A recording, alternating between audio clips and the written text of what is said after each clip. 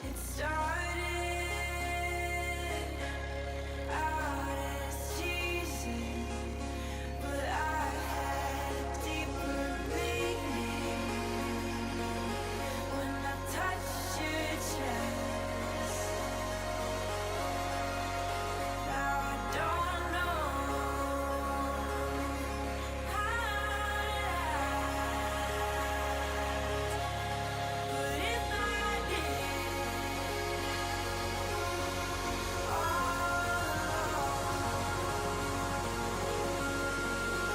and I don't have any wishes, but when I kiss it, our lips fit well. And I don't have expectations, but when I daydream,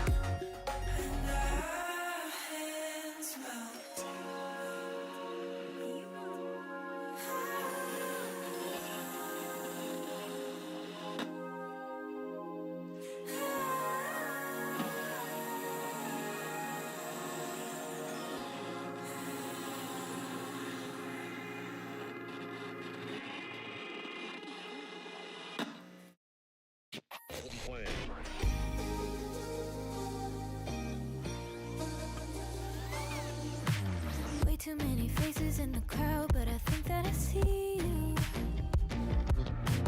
One too many drinks got me changing up the way that I need you. Now we're both at a bar, acting like it's not hard, trying to feel something different. Talk to somebody new, kinda wish it was you, kinda numb to the feeling. Now that you're gone, they say time should heal, but it's been too long. Couple months and I can't seem to move on. I can't seem to move on. I can't seem to. I can't seem to.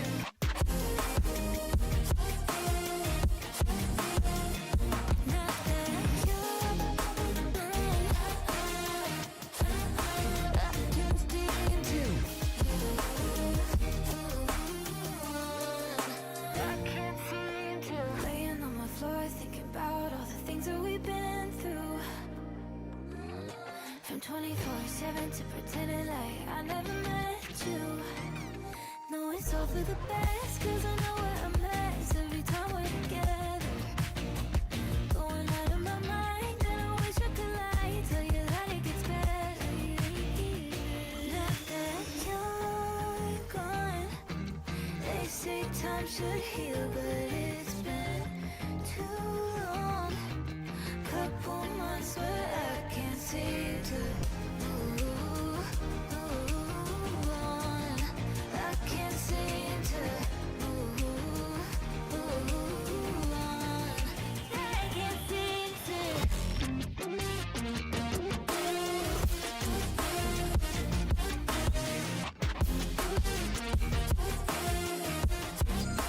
I can't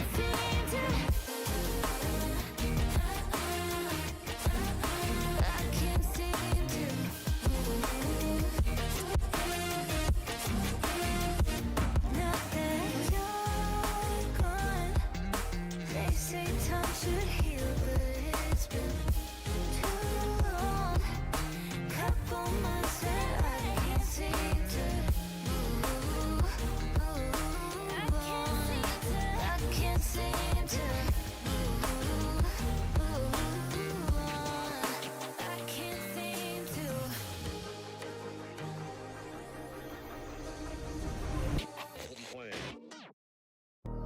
Baby, I just wanna be alone. I don't need your company, stop blowing up my phone. You don't get the things that I've been through, and I don't have the time to lay it all in front of you. And you think that you wanna save me. You don't know it, baby, why you do this? I got this under control. Welcome to the Aurora Series Upper Semifinals in partnership with the NECC and the Army National Guard. I'm Ashkan, joined by Becky Bear, and we're going to be watching the Mizzou Game Changers roster versus University of Toronto Varsity Violet. Becky, how are you doing? I'm doing really good. Excited to be here. Excited to get some Valorant in on a lovely Thursday evening and get to hang out with you, Ashkan. I mean, that doesn't make it any, they couldn't get any better than that. I mean, I'm really excited to watch two teams battle it out. Becky, it's always a great time with you. I think we're going to have some good vibes. I love being around for the Game Changer scene specifically. The Aurora series has been around for a while, and I'm excited to be back on it to watch some very talented players show me how to play Valorant because I am washed. I mean, it happens to us all. We all continue to age. We all continue to have different things that are happening in our lives, but I think there's something beautiful about coming back and watching a game that you have so much joy watching. And Valorant and League of Legends and stuff like that are just those games to me. Something about them is always going to make them interesting and entertaining to watch that just keeps bringing me back, you know? Yeah, I like that you specified it's a joy to watch and not a joy to play. And I think that's a really important distinction with how Sometimes it's a joy to play, but you load into a game, and sometimes it's like a toss up, especially if you're playing with randoms. That's just how it goes, you know. Yeah, it really does go like that. I mean, without further ado, go ahead and get into introducing some of our teams. Becky, I feel like these rosters are well known by now. I'll let you go ahead and take it away with the University of Toronto. All right, so on that University of Toronto Varsity Violet, we have Sin, Duckquakes, Big Daddy 9, K-Pop Annie, and Duboo. Some great names on this team that are going to be very fun to be shoutcasting throughout this match, and certainly a bunch of team names that make me hope that they're going to be bringing some intense energy and some fun energy as well to the field. Yeah, speaking of fun energy, I guess I'll kick it off with Mindplex Bridges, which is a throwback to my childhood. And actually, I think we might be seeing that server coming back in the summer. If you've been getting the TikTok ads like I have, that's going to be crazy. But listen, we're here for Valorant, so let me get to the rest of the roster. Of course, there's Seal, Jenny Matrix, Little Opposition, and Sober Sushi representing Mizzou Game Changers. Those two teams, of course, will be battling it out in this best of 3 series. And we also talk about the map of that series, actually. Yeah, I mean, we are going to have, you mentioned it, a best of 3. So taking a look at the map picks and bans, we're going to be starting out on that Haven, going on to Lotus, and then ending on Fracture. One of these things is not like the other. I think that once you're going in something like Haven and Lotus, those are two pretty similarly styled maps as far as having a lot more sites than normal, kind of being attacker-sided energy as well because of that, and some recent changes to both of them that are going to be interesting to see how our players go ahead and handle it. And then Fracture, I think, is also an interesting pickup. Kind of has an energy of being attacker side focused as well at times. Some kind of toss up there with some of the recent changes. I know there's a little bit of debate back and forth on that, but again, kind of one that I would be loving to see if we end up getting to that point for the sake of what can I bring from these players into my games. Yeah, absolutely. And I think that especially we've had a couple of agents released since Lotus and Fracture have been in the pool. So I'm super excited to talk about that as well and see if these players are cooking up anything with their agent select. Because in my opinion, you know, there's so much that I think Vito brings to the table on these two maps. Very true. Well, let's get into some uncommon traits that we're going to be looking and highlighting from these teams going into this first game. Specifically for one team, we wanted to talk about the Mizu team and what we are expecting to see from them for these uncommon traits. And we were kind of going with bonded, official, and supported as our little phrases for this team in particular, right, Ash? Yeah, bonded, official, supported. I mean, these players have been together for more than a semester. They're official. They're representing their college, and of course, they're supported by said college. And I think that when it comes to making it all the way to upper semifinals, you're going to be representing a team that is coming together for the betterment of your school, for representing your university, and winning that Valorant clout. Because let's be honest, who doesn't love a good old victory post out on Twitter? I mean, it's always a nice little cherry on top, that's for certain.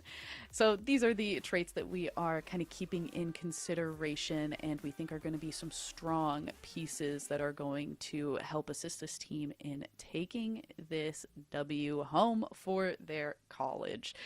I mean, speaking of these teams and some of their recent matches, specifically Mizu, as we are highlighting them kind of before going into this set, they have some recent finishes in the game changer scene that are quite impressive, at least for most of their players. And I think that that is something that would be potentially something that I hope University of Toronto is looking out for and perhaps taking note of, especially when we looked at these map selects. Absolutely. I think when it comes to collegiate teams, right, you can't really stop at just the collegiate matches and scrims that you're playing with your roster. You know, time permitting, based around assignments and classes, etc. Got to do your own work, right? You got to do your own homework, no pun intended. You got to get out there, play on other rosters. Maybe you play with your roster in other tournaments, whatever the case is. But you need to find a lot more experience, I think, and a lot of teams in the game changer scene, I think, are very proactive with that, which I love to see, where you'll find just random T3 project rosters not caring about anything but Premier. So I'm hoping to see that spirit, and I'm hoping to see the reflection of skill that these players bring from outside of their collegiate. Yeah, I think you kind of put it beautifully. The grind really doesn't stop for a lot of these collegiate players, as well as especially game changers players. Always looking for just a place to start getting those reps in and start being able to show off the skills that they do have. Very, I think, poignant to point out, given the time that we've spent in the game changers scene and the way that it has risen to popularity, as well as just being more defined as time has gone on. And it's really cool to see how that has affected the scene and the people playing in it as well. And so I want to talk about how that translates directly into gameplay. And for me, the number one word that comes to mind is experimentation, right?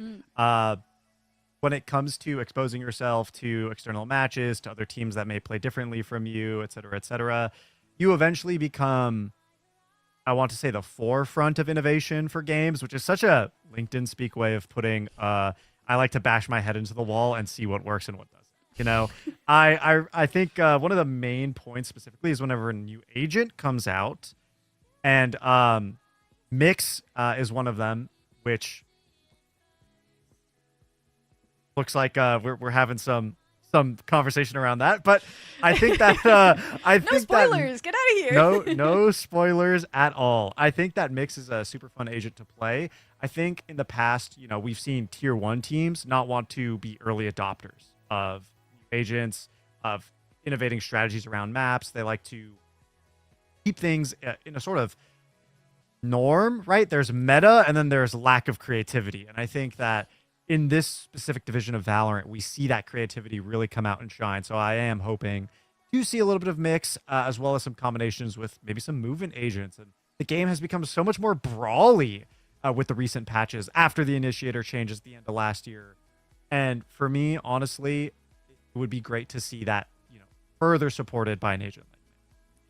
Absolutely. It looks like we are getting right down into our game. You'll be able to see the agent picks here in the middle of the screen, as well as the top, of course, where we are going to have University of Toronto up on the left, starting out on that defensive side, while the attackers of Mizu Game Changers are starting out on that right side. And as you mentioned, have in fact picked Mix. So glad they can mix things up for us and give us something new. It is a-okay, to try new things. I'm a big fan of it. Talk about the positioning over towards C. University of Toronto really taking it aggressive out here. Ooh. Okay, yeah, actually we are getting notice that it is actually going to be, Music Game Changers who are starting off on that defensive side. University of Toronto, the team that has gone ahead and picked Mix. You said it beautifully going into this. When you're not in a pro scene, you don't have like a lot, as much. I mean, I'm not going to say not a lot. It's a lot to these players, but you don't have the exact same kind of tier. You're not signed in a lot of situations, and you don't have as much riding on those extreme moments where you have to perform, you have to play something that is known and understood, and you can go ahead and do these creative experiments.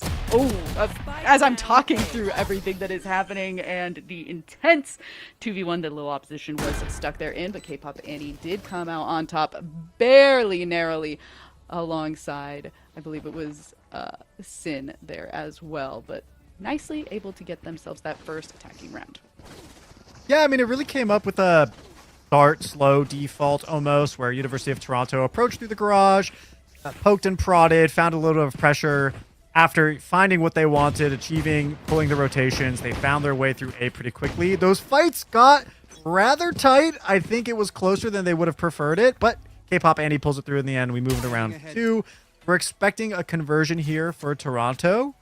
And I think now's a good time to talk about the comps and the Mix. And I think what's surprising to me is that Mix is actually the one kind of solo lurking outside of A here. And they're going to swing into 3 and be punished for it, which is really scary because now Mizzou Game Changers have a Spectre in hand. Yeah, I kind of wonder if that was more of just like a piece of weaponry decision rather than a agent decision in particular, just going ahead and having the rest of the players who potentially spent a little bit bigger on their pieces of weaponry out onto the field a little bit faster.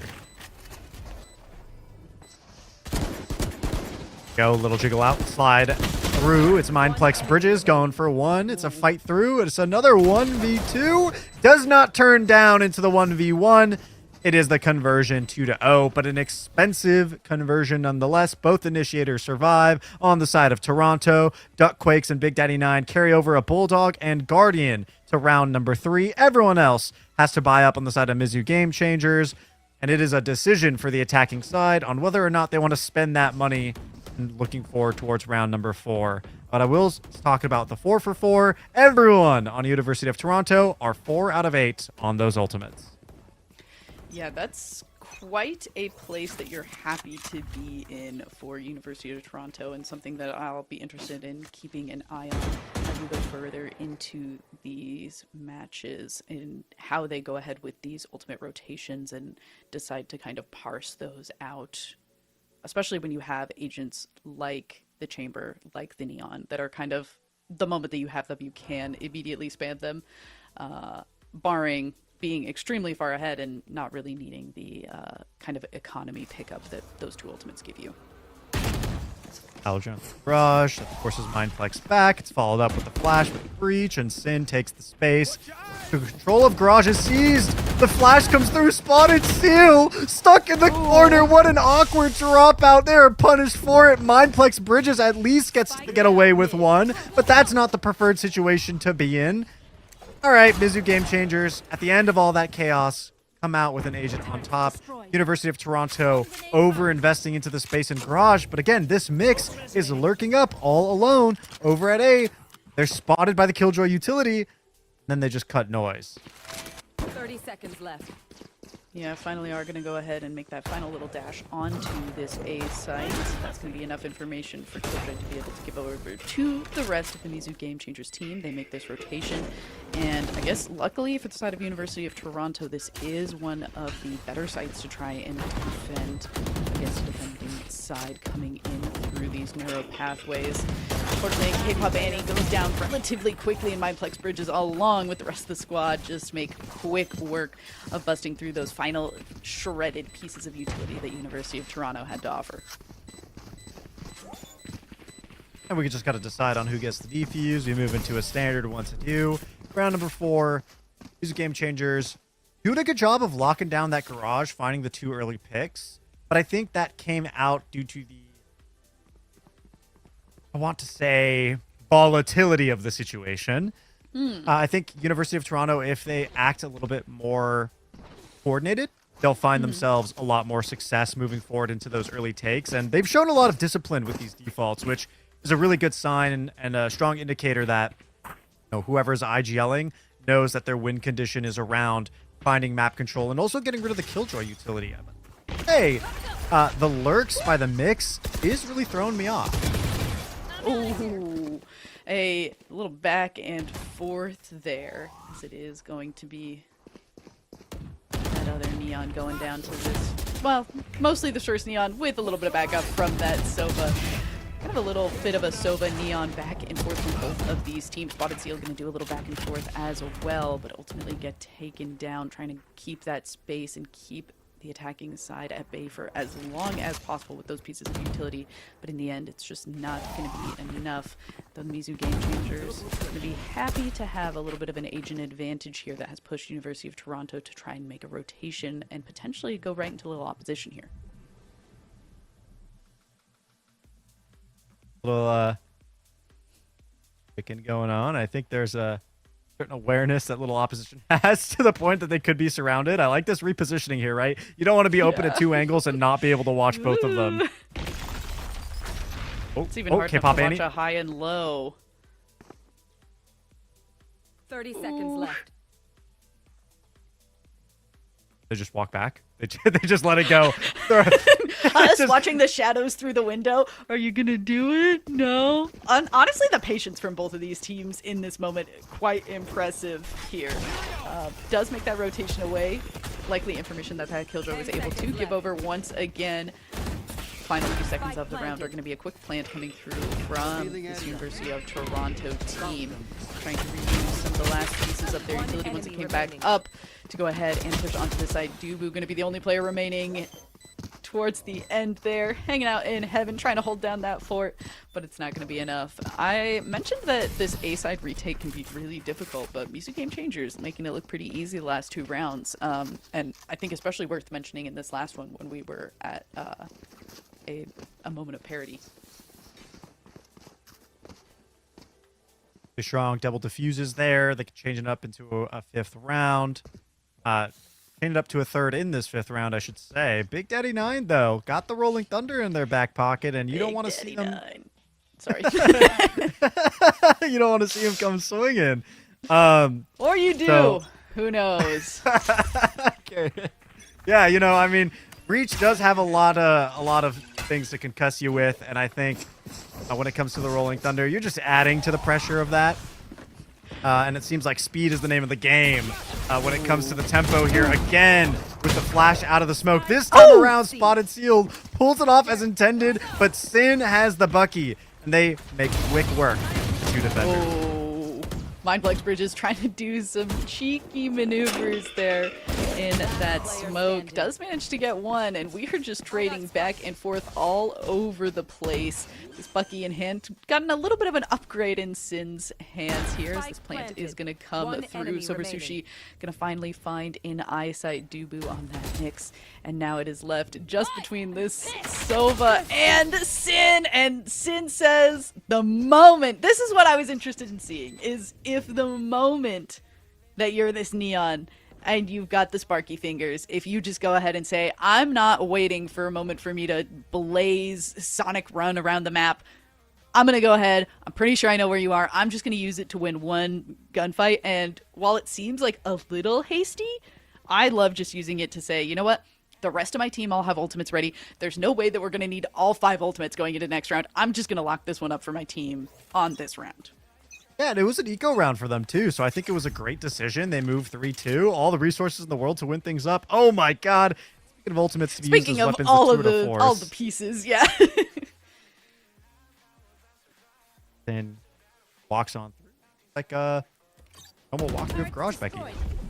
Yeah, and this is an interesting difference for that walkthrough of Garage. Didn't use any of the same pieces of utility that they used around before, so kind of changing it up as far as predictability towards the enemy team is concerned. Duckquakes tries to go for the plant, but Sober Sushi with the denial there and the kill with that Hunter's Fury.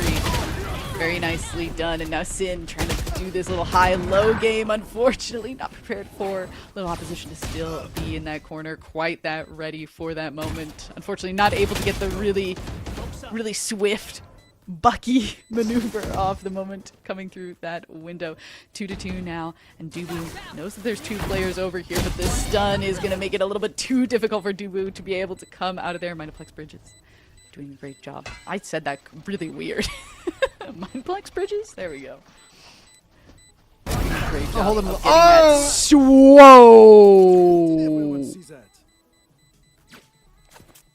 Whoa! Yeah, we all saw that chamber. Holy moly! I didn't like that. I have to imagine that Ashkan's jaw is just like as much on the floor as mine is right now. Yeah, squeeze it. I got. I mean, I would have hoped that they heard that tour de force pop at the start of the round, and I get the theory, right? Double swing. Well, it's for the weird win. because I feel like I didn't hear it on observer view at the start of the round either. We might need a ref on that one. Oh, quick run in. Hello? Okay. Defense Nice making a quick maneuver all around site. Another collat coming in, this time from Spotted Seal with the Sheriff. I mean, you'll take a nice little 2-for-1 off the flash before you get downed. Flip it and ship it, chat. We move forward to the second phase of the round where we're actually going to take our time. Spike is in the hand of Toronto, and they're more than happy to move around with it. Now, the issue here is so much of the map is covered by the Killjoy utility. It's still all within range. Turret and the alarm bot both online. K-pop Annie looking around, has found both. They don't hear it. And I think what's really dicey about that is it's going to give Mizu exactly the information they want. Oh, the alarm bot is imperfect. It goes offline. Killjoy steps out of the range and it disables. Wait, this is the perfect opportunity to plant for Toronto. 30 seconds Duckquakes has the spike, has the recon bolt, and K-pop Andy gets a free get out of jail free card. I mean, they get to walk up into heaven. They have rendezvous. I think this is a perfect post-plant setup, but I still think they're going to need to go on the offensive just for a short bit. 10 seconds left. Really trying to see if they Spike can... planted. I like how safe they were playing it there. Say, either all the defensive side is over towards C, or we've swapped places with them completely. They're going to come from an attacking side, and I'm going to go ahead and see if I can bait a swing out by going ahead with this plant. Especially when the side of University Talk had the extra little bit of time to go ahead and play that. With Bridges, though, unfortunately, Duckquake's not going extremely far back to play with that Hunter's Fury that they had available. K-pop Annie gonna try and make a little bit of a peek out, but few too many eyes to face down from the side of Mizu Game Changers. And while that was starting to tick a little fast, it is gonna be a thrifty round for Mizu Game Changers in the end.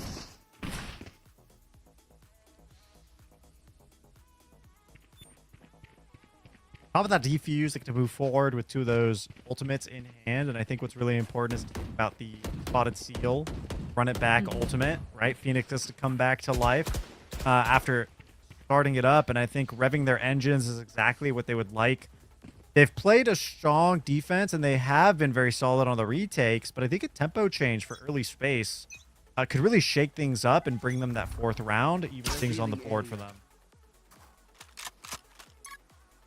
Yeah, Sober Sushi starting off with that recon bolt to try and get information. Is Solo holding A? So trying to just go ahead and use pieces of utility to get information as much as possible. Side of Mizu Game Changers and the defensive side have put a lot of attention over towards this C site. Just trying to play audio contact, it seems like, towards that garage area with this Phoenix as well.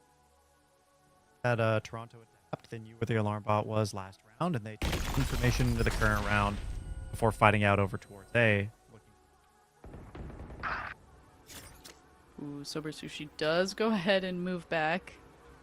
Sounds like can hear that owl drone coming from Sova on the attacking side here. While lurking Sin has been able to pick up a kill onto that Phoenix who was making that rotation. The rest of the defensive side trying to hold their ground in case the rotation 30 still seconds ends up left. coming over towards C.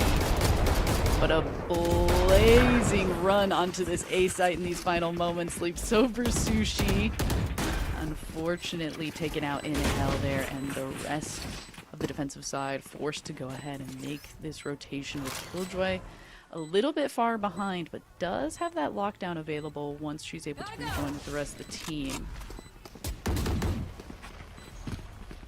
Aftershock to delay the retake coming on in, but with the 2-agent advantage, I think the utility is formality at this point.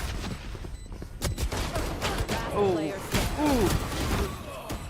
Some great shots coming out from this chamber before going down in a little 2-for-1 action. Omen, the only one remaining for the defensive side, but if the players come through here in a 1-by-1 fashion, then that is going to end up as an ace for Jenny Matrix here, with the bomb still going off to give the round over to Toronto, but a beautiful bit of shooting coming through there.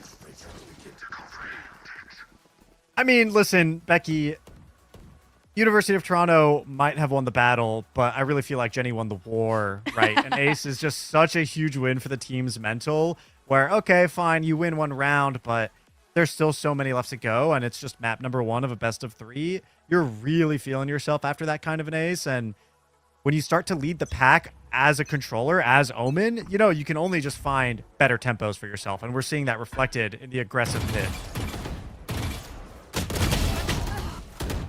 Ooh, a little bit of back and forth. A quick scuffle for these two teams over towards mid. A big change of pace from a lot of the previous rounds that we've seen. Cut Noise, Owl Drone going to be the one to try and get as much information. Once those footsteps got really quiet, the drone sounds just start to sound so loud in comparison. Fast lane onto this C site, trying to check all these corners and make sure that the spike is safe to plant. Duckquakes, once again, still has this Hunter's Fury available, has been available for 2 or 3 rounds. The drop, trying to get this angle onto that spike plant from Garage, just not going Mizu's way. A difficult round to think, right? Little Opposition does have the lockdown, and they could place it for the retake. They feel like they don't want to use it because Duckquakes has the Hunter's Fury. Duckquakes with the Hunter's Fury could also play it through post-plant. You know, in a situation like that, it feels like you really do have to just commit the lockdown, right? Duckquakes has to go guns down, has to pull out the ultimate, isn't good for a fight. And then you have the rest of the team come in swinging, so it's actually a 3 versus 2. I think that kind of situation is a little difficult to coordinate. Easier said than done, but we might see that adaptation a little bit later this half, if not in the next one when the sides reverse. Defensive side, Recon Bolt. To gather a little bit of information for that defensive side. A lot of ultimates ready going into this round. And once again, seems like University of Toronto trying to see if they can get a scuffle to happen at the start of this round as well. Saying it went so well for us in the last one, let's see if we can make something similar happen this time around. Jenny Matrix going ahead and putting up that smoke, just trying to fuse the situation for a little bit of breathing room for the defensive side for as long as possible.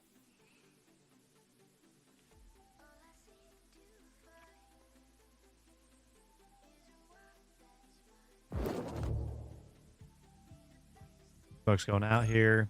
People looking to cut some space. Feels like a pretty solid hit, especially when so many of the agents for Mizu here on the defense are rotated towards B&A.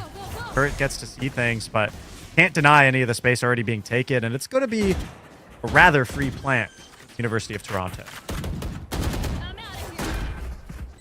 Yeah, and the smoke's still in place here. So denying a full retreat from the attacking side here as well.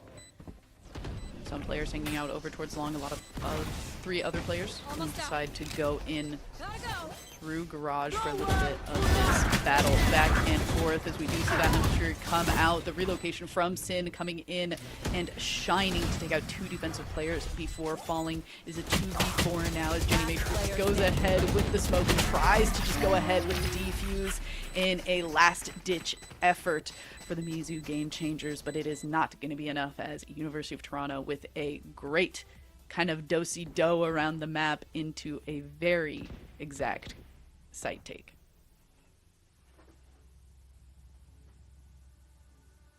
What's crazy about all of that chaos with the retake and the fight back and forth is that both of these teams still come out with a rather substantial amount of ultimates. I literally was just about to say, I can't believe we only used 1 ultimate in that fight.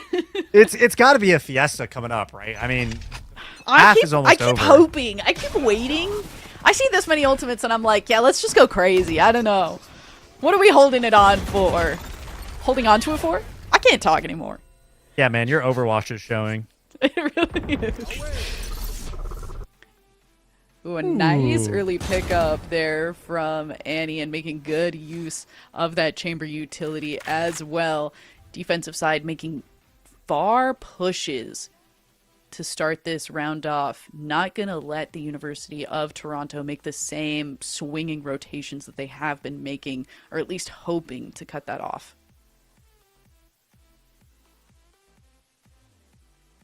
Slow walk up through mid. Sin has been extremely proactive with taking space around the map. But this time around, they're going to have their chamber handle that.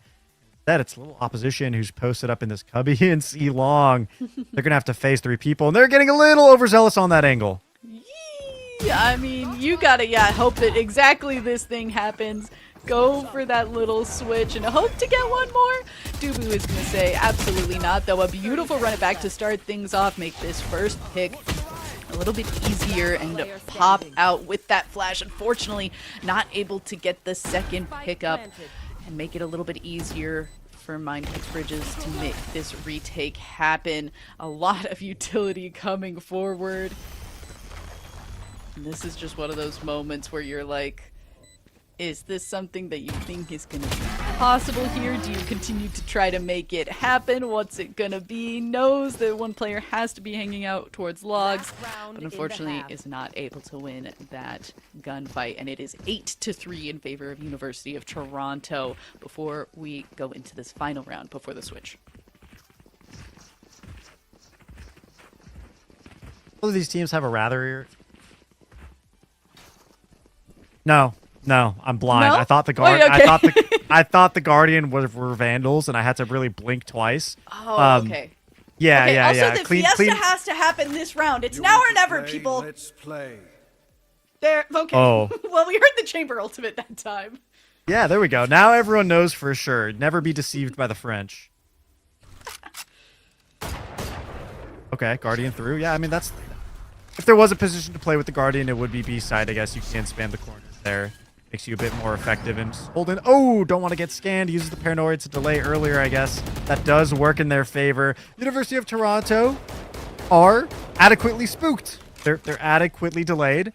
But Mizu Game Changers don't have any space taken, right? I mean, that Killjoy, little opposition, can only play so far up, and doesn't seem like they want to be proactive about C long, so they may be down manpower as University of Toronto are opting towards A long here. But enough noise is being made that the rotations do come through. See that on the minimap.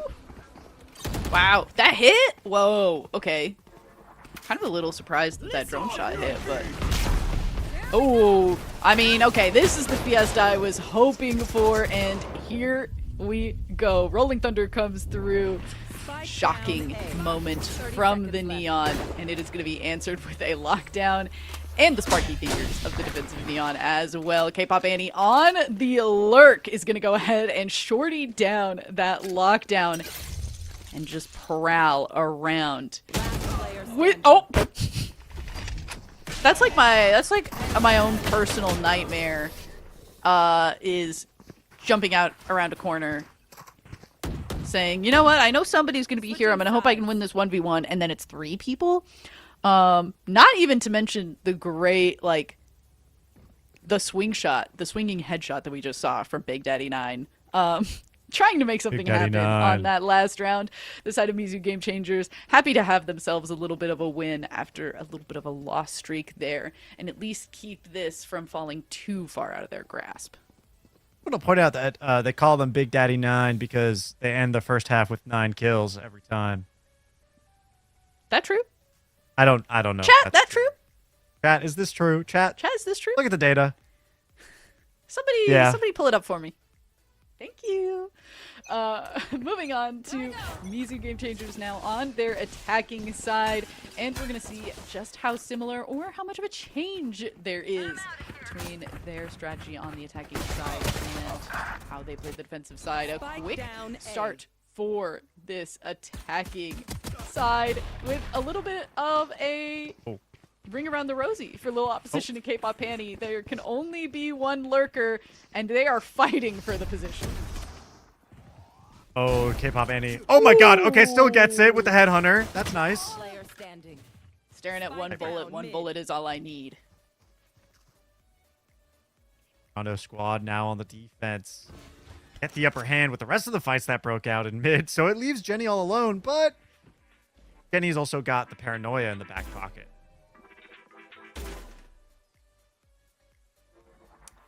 Yeah, this is a scary place to be, especially knowing that you're likely to run into 2 people at the same time. Nothing but a classic in hand. And a little bit of a scary situation that Jenny Matrix got stuck in there. I liked that we were starting to see Mizu Game Changers go for a really aggressive start. It felt a little bit rough that so many of their members tried to come back and kind of fall into a different rotation. Whoa, Becky, why are you in my? Why Why are you telling me right now that you would have won that 1v2? Why are you? I would flaming no. these players That's right not the point I'm making. now? Oh my god, you were saying that you could just beat out that 1v2. You would have. I'm the saying you paranoia leave first? the lurkers to fight each other. You don't get involved in the lurker fight. That's what I'm so trying crazy. to say. If I'm being hyperbolic, that's what I'm trying to say. No. I merely jest, the jesters that we are. And right now, we get to enjoy some amazing Valorant, brought to you by the National Guard.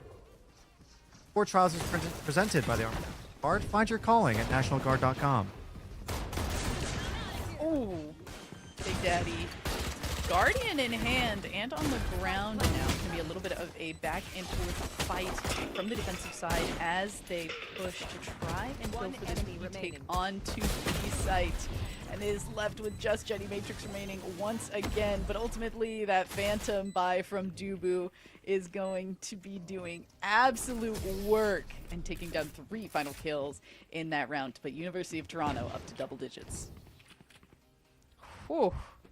What a rough place to be at the end there, trying to just, if your Mizu Game Changers come in, try to make sure that that bomb stays untouched.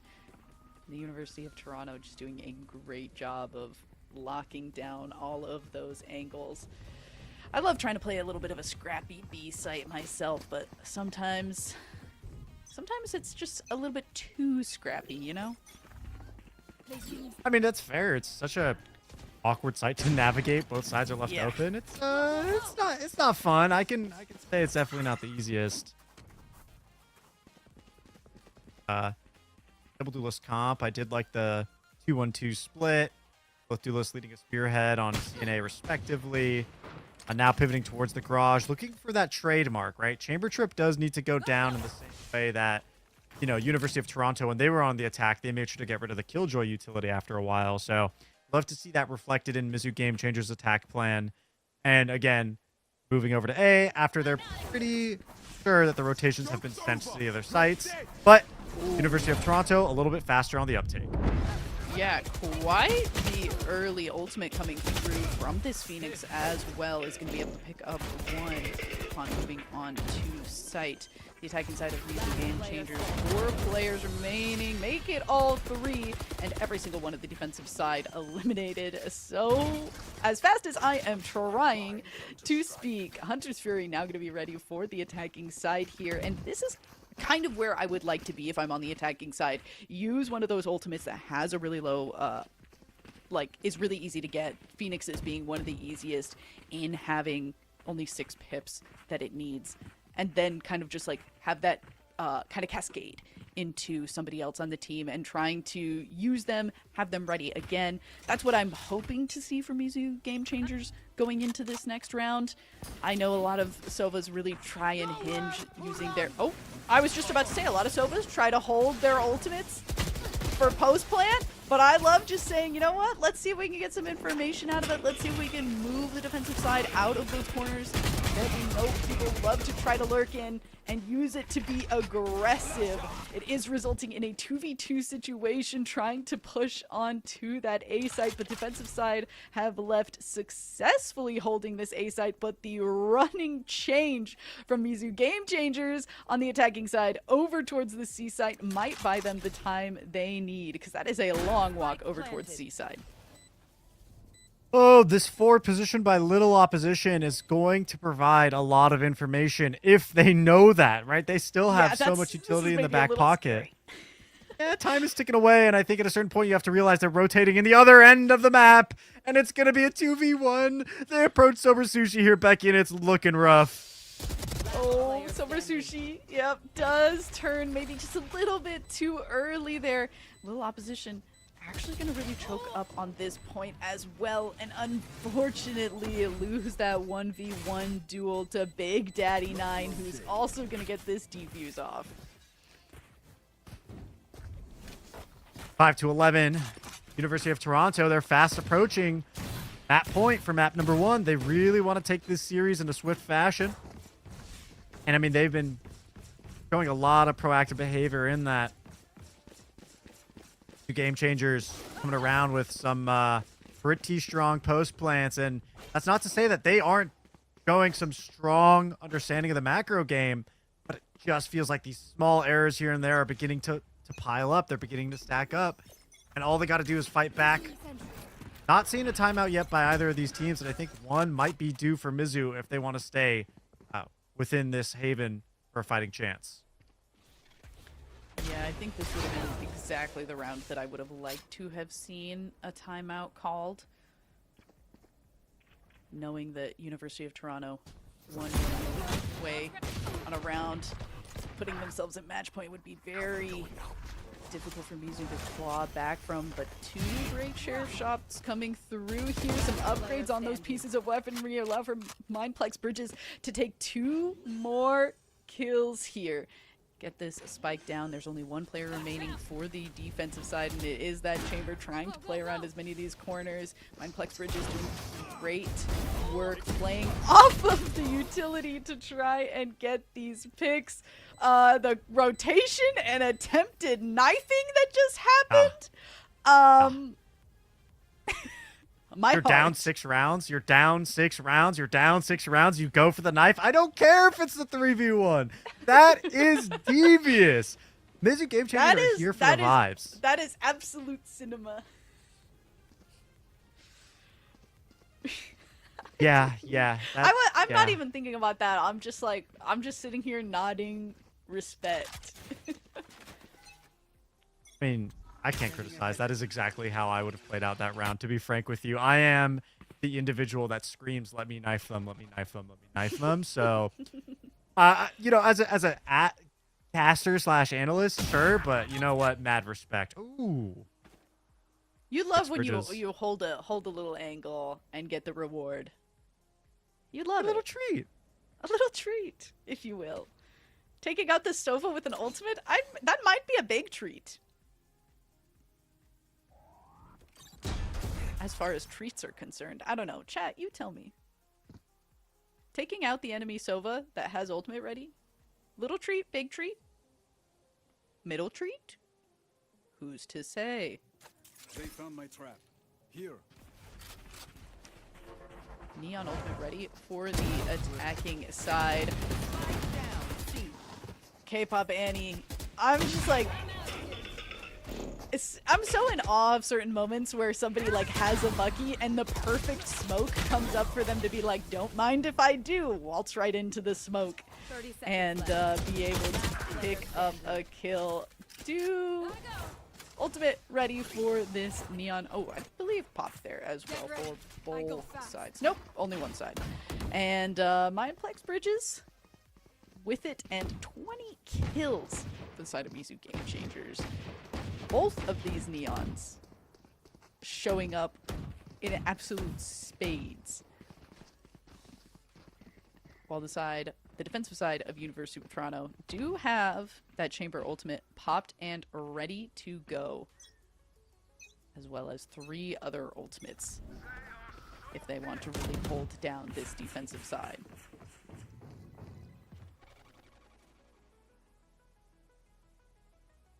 Changers spread out, waiting for an aggressive movement. University of Toronto, but defensive side not falling for it, right?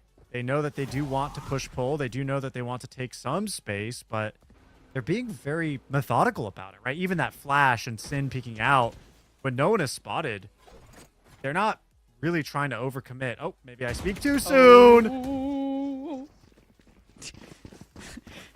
I think My it's bad. really funny when somebody on the defensive side tries to go for the lurk and then everyone from the enemy team peeks around the corner and is like, what are you doing? Running low. What That's one of the those heck will be are you right back doing?" cuts, you know? Yeah. It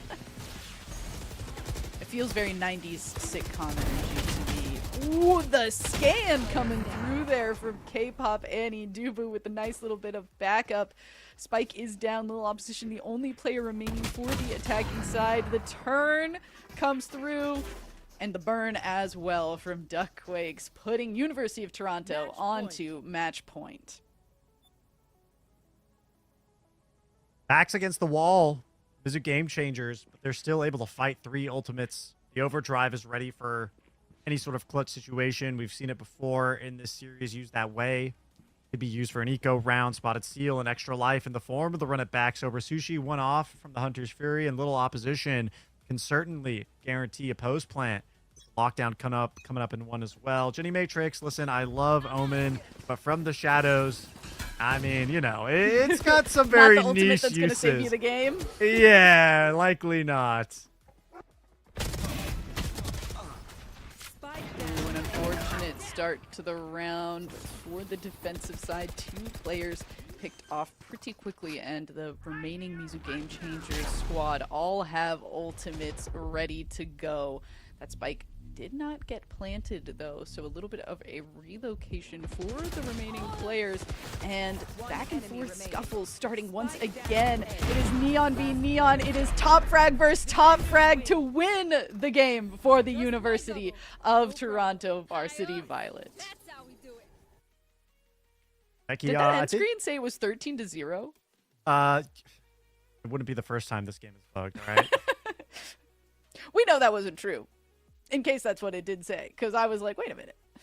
That's not Yeah, right. definitely not. It was way more competitive than that, for sure. I think both of these teams demonstrated some skills that, you know, both of us can bring back to our games, but keep it within the series. I feel as if, you know, Mizu had a strong, proactive adaptation. I just think that, you know, when it comes to University of Toronto, the discipline is prime. It's number 1. And I think that teams that are very conservative with giving away the first blood on defense are always the ones that will make it really hard to play on Haven as an attack. Yeah, I will point out too that this Haven pick was Mizu Game Changers pick as well. So for them to take the loss there is a little bit rough. But again, we do have Lotus as our next map. One that has some recent changes and has a lot of similarities to Haven.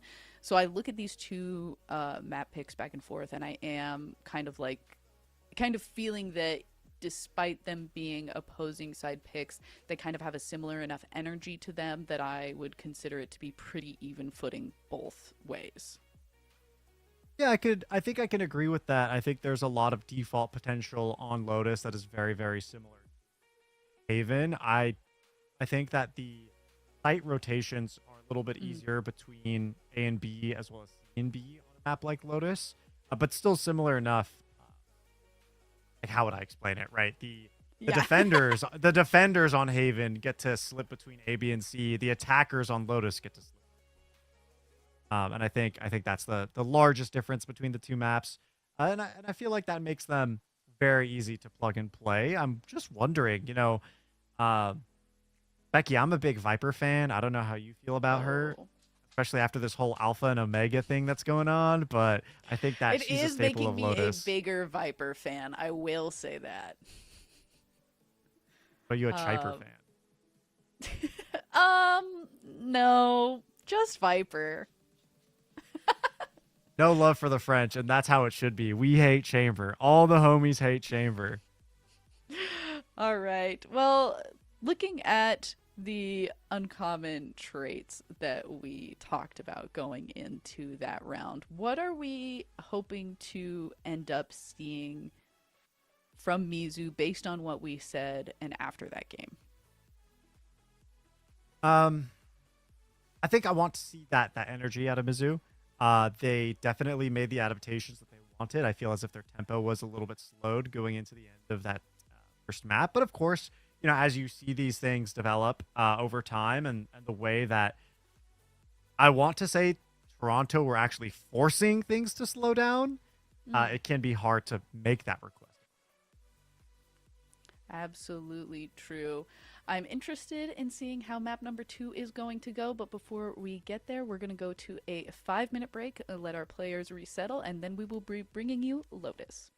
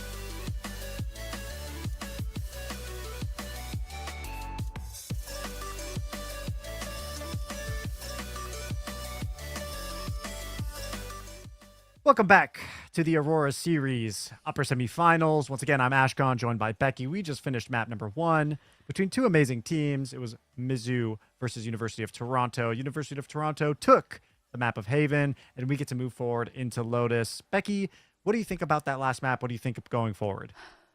Ooh, a great question. So I was pretty excited to see both teams with like very shining, aggressive neons.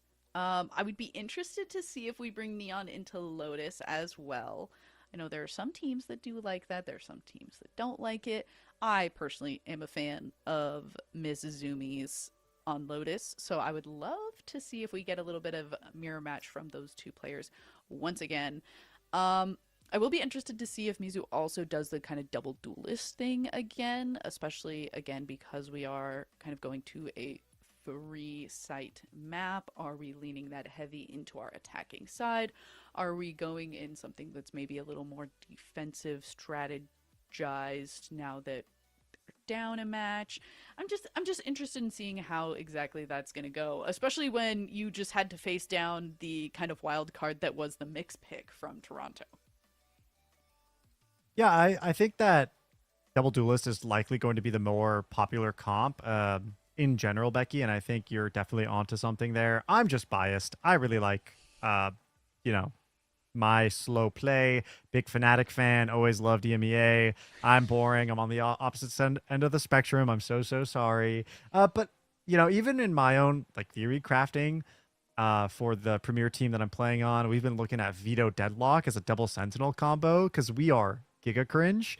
But you know, I think that I if love we slow play. We're thinking about a double sentinel composition. Okay, at least you're consistent, you know? I could never lie to you, but you know, I think double controller would be the slowest comp that we see, which is I think pretty standard, especially because Sky actually has been brought back to life now that Sky has regenerating flashes again, which in my opinion should have happened a long time ago. They can My be used as a girl. real initiator. Again. I get that there was a point in time where she was too strong. I do concede that. However, um does make me excited to see that she's back. And if you were wondering why we didn't get any stats at the end of the last game for us to kind of start to break down, new agent broke stats. Thank Thanks, you, Mix. Mix. We were excited to see Mix, but you got to enjoy some Mix gameplay instead of stats. Don't we all love that? Yeah, it's like enjoy the pioneers adding mix to the comp, no stats. You know, you can't. It's Yeah. Valorant and You Riot can't have Games it don't all. like it. You know, it's just it is what it is. Small indie company breaks things. It's how it goes. I mean, we are in a place where everyone's making all these updates to Windows 11 too, and being like, I don't with this thing in Windows randomly turned on, and now my computer is broken. If you're not somebody who's like story of my life, maybe you don't use a computer. I don't know. So How would they? who How would they? knows? How would But they be watching the broadcast, Becky, if they don't use a computer? I don't know. Smart TV Would that not be a computer? is that? You're right. Is I technically would call a smart TV a computer, but Aksh, aksh, aksh. can I help you?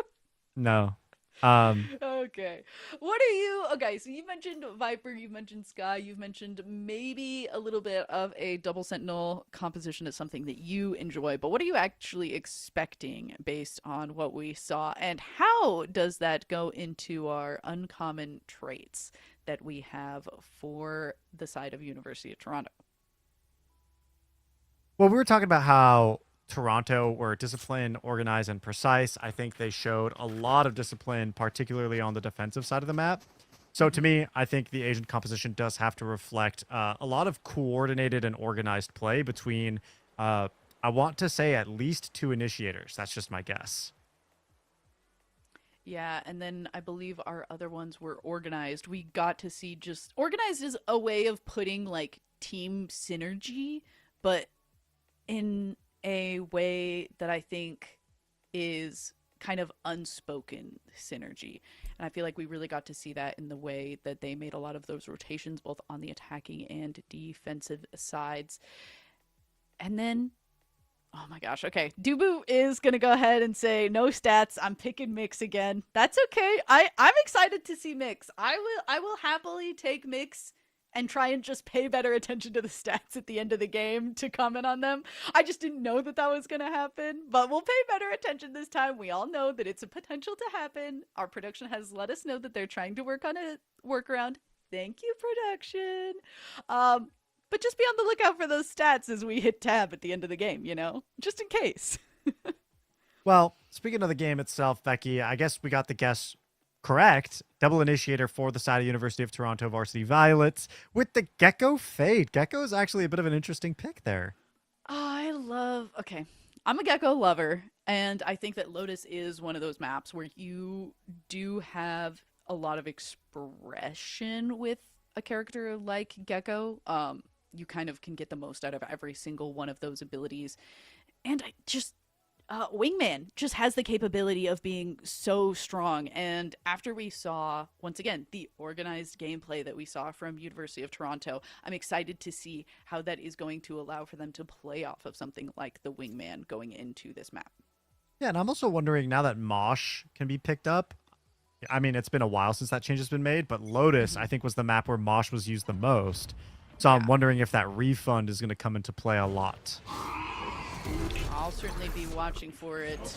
K-Pop Annie's to start things off. Stares down that Prowler for as long as possible before taking that rendezvous back to safety. Attacking side making quite the runaround here, and Sober Sushi catching Dubu right in the middle of it. The defensive side trying to make this rotation over towards C site and trying to hold down with the few players who are there, but a quick dismantling of that defensive side does have 5 players alive for the side of Mizu Game Changers, and that spike planted. It's all in the hands of Big Daddy 9 and their partner in crime, Sin. They move forward towards the CT space. They gotta go for the defuse here. It is pistol round. There's really no other choice. Gotta take fight after fight after fight. Now 3 members of Mizu Game Changers are low, so it is still entirely possible, but the fights have to be dynamic for them. Ooh. Blind came through there. Mindplex doing a great job really holding that angle. You mentioned it, low HP. Sin trying to make sure that at least body shots come through to try and take as much of these fights as possible, but with that spike starting to tick, that little bit of precise gameplay that we just praised University of Toronto for might have bitten them, as they took a long time to get those final 2 players pushed onto that site. You get to see the conversion now. Bulldogs, Guardians, Sheriffs. I like it. You know, A site, especially with the early.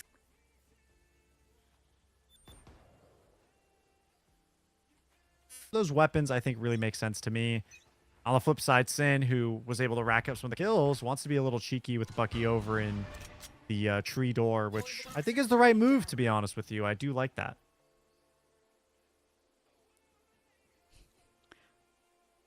A lot of attention being put over towards these long angles with this upgrade in weaponry. Chamber gonna be the first to fall once again. Pieces of utility coming out, trying to clear out this C site, allowing for Mindplex to push aggressively into a lot of these angles and corners and get this spike down. Thanks to Sober Sushi. Defensive side, though, quick on this rotation compared to the round prior, and everybody waiting to pile onto this site. Unfortunately, a little opposition in the correct place to just go ahead and take out the first player to make that move onto the site. Not sure how I feel about this 1-by-1 push from the defensive side, but on that second round where you're gonna be a little bit worse for wear most of the time anyway, can't say I really blame them. I mean, more blood for the blood god, right? I mean, Sin in particular gets to at least reap some of those benefits. They're one off from Showstopper here, and this is their bye round. I mean, yeah, can't complain. And they are going to need a little bit of a showstopper to stop Mizu Game Changers from kind of running away with this. They did get to hold on to a lot of pieces of weaponry from that round before, so not going to be the easiest get out of jail free card for University of Toronto. Is that door broken? Early on to get some line of sight, since anyone that could be inching their way up past route. But the reality here is that Mizu Game Changers are taking the slow route over towards B and C, and I think that Vice is actually close enough to hear the trademark, but we'll see if they actually go towards breaking it, while K-Pop Annie is forced off of their angle at B main. Yes, and gonna go ahead, continue to watch and gather information with those audio cues. A lot of the defensive side holding further back this time around. Fast lane to allow for those attackers to get onto site, and K-Pop Annie gonna go ahead, continue to push back. Unfortunately, I believe that was through a smoke too, but Mindplex just knowing where to end up putting those. Nice little shot back from Sin with the help of that grenade to at least take one player out and even this playing field. That spike is down though, and little opposition on the lurk over and over again, and showing up in this match to do the same thing as well. Just the fights back and forth. The shots from the Guardian are just barely not going to be enough for Mindplex, who almost came back onto the scene and swung that right back into Mizu Game Changer's favor. Just the Chamber comes out on top. The safe plays at the start of the round finally going K-Pop Annie's way. Now 5 of 8, close to the tour de force. Force to be reckoned with for sure. Dubu similarly positioned for their base quake. And Duck Quakes, they're halfway through. I love when they just name abilities really fun things. Sorry, I just had to say that. I mean, I agree. You know, I mean, all the agent names are really good.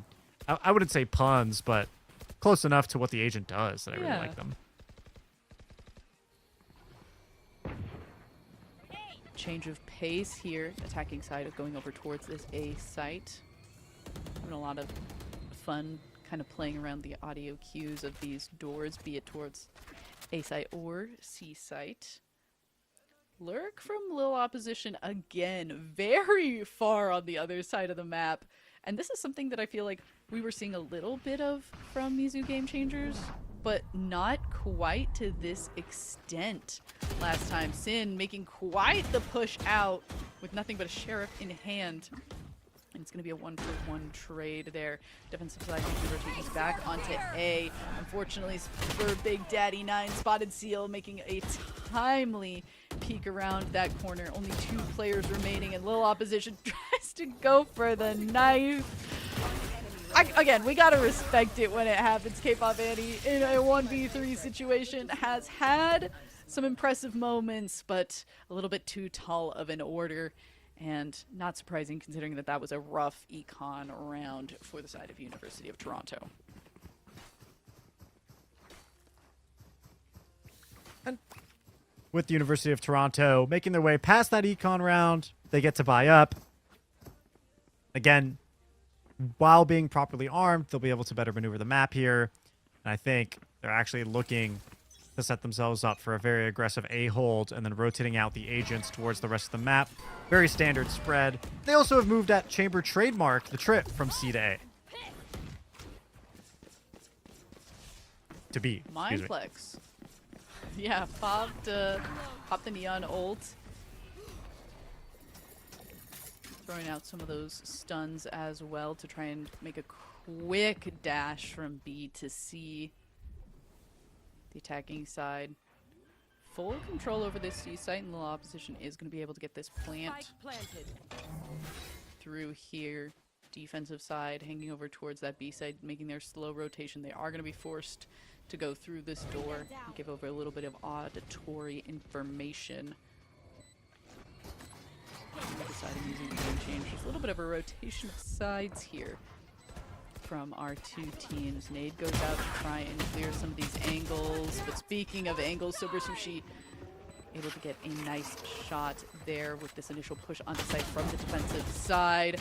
Trying to play the buddy system here, but unfortunately that does leave a low HP Sin as the only player remaining, trying to decide, do they hold their ground? Do they try to keep the piece of weaponry? Ultimately, it's going to be a round 1 for the Mizu Game Changers. And Spotted Seal going down to that spike, but their team looking mighty fine on Econ, so it's not going to be too rough. The flip side, University of Toronto relegated to the Sheriffs, and Tuna Force is fine, I guess. I mean, that certainly has been proven as a threat in the prior map of Haven, so we'll see it once more, certainly in this round. Unless I cast or curse myself. Okay, there it is. Hey, I was on the edge of my seat right there. Gotta make sure that we hear it this time, too. Does go ahead with that tour de force and is rewarded with that pick onto the opposition. No lurking for that Viper this time around. 3-3 with 2 picks for each side across the map. Big Daddy 9 with a nice little 1-2 punch in that Sheriff there. And Jenny Matrix now the only player from Mizu Game Changers remaining after a scuffle with this push onto C site. Gonna try and bait out the 2 remaining University of Toronto players with this plant. Oh, this is so scary. Oh. Committing in that way is a bit rough. I was really expecting this to be one of those few niche moments where From the Shadows could be a good ultimate. No, it's Tour de Force that proves to be stronger. K-Pop Annie closes this round out. But yeah, Becky, I was really thinking that they would have gone for a fake plant, jump jiggled, maybe got some info, and then Omen ulted all the way to A, right? I mean, it's an interesting thought, but I think we saw University of Toronto do such a good job of like really holding on to sites until like they knew that a spike plant was happening somewhere. So I don't really blame Jenny Matrix for saying, you know what, I got this plant off, but that doesn't really mean that they're on this site or they're not here. It's a tough place to be. I probably would have done the same thing you're saying and gone ahead with the Omen ultimate, but also not the best Omen player to ever exist in the world. And sometimes I'd just be using the From the Shadows just to use the From the Shadows. So I mean, there's so much aura behind it, you know? there really is. Okay, we see a very easy takeover on the C side, which is pretty much within expectation for Varsity Violet. You can see that they were giving away all of that space to play exactly this, the retake ultimates. And so it's going to be the Gecko Detain coming out, but it's not going to be enough. It's followed through by the Nightfall. K-Pop Annie Operator into this round and rewarded with 2 picks. Does eventually fall to Jenny Matrix. Ultimate came through from that fade. 2v1 now, but low HP for the players that are remaining. Mindplex just going to go ahead and play these angles and take those nice shots. Did go ahead and see Big Daddy 9. It's going to be a swing back and forth, but Mindplex top frag from the last game and showing us exactly why in getting Mizu Game Changers their 5th point. It's so rough there in that kind of a situation, playing against a Neon, right? Mindplex Bridges playing mechanically, which is exactly what you would expect from someone named Mindplex Bridges. They go to high gear, they get the reset off of the elimination out of Dubu, and in that 1v1 against Big Daddy 9, they were just a right click away from success. They get the early spot, and it just turns into a very difficult 1v1 with footwork.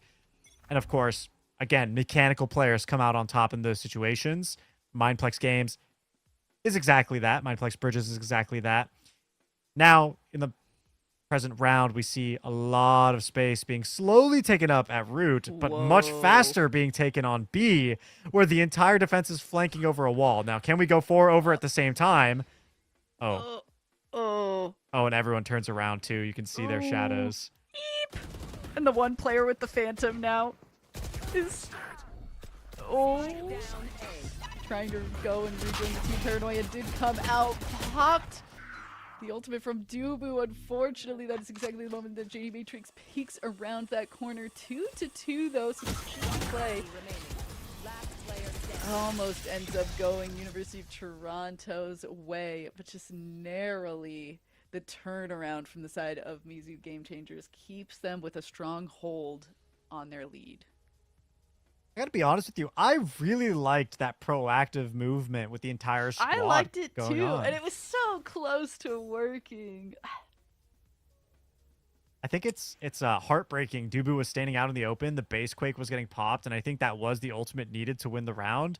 And Jenny just gets to walk up and dome them because no one has Dubu's back. I was gonna say, yeah, Jenny with a dub paranoia, literally like right as it happens too.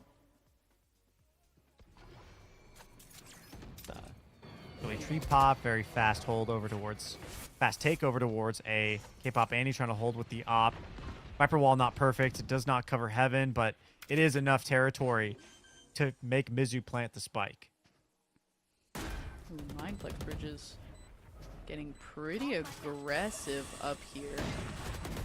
Not gonna be seen by that robot either. Sin with a very heads up turn around that corner.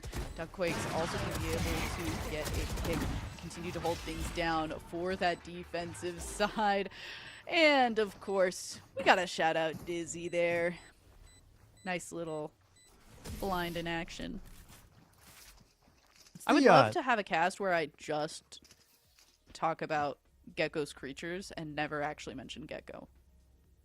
Well, I could. There is a type of cast. One may even consider it a podcast. No. Close, Nothing. but no cigar on that one. Tough. I'll be back later if we go to map number 3 with a couple of better ideas. Okay, yeah. Go workshop them, go back to the whiteboard. That's okay. We've all got to do it. I've probably got to do it after this one.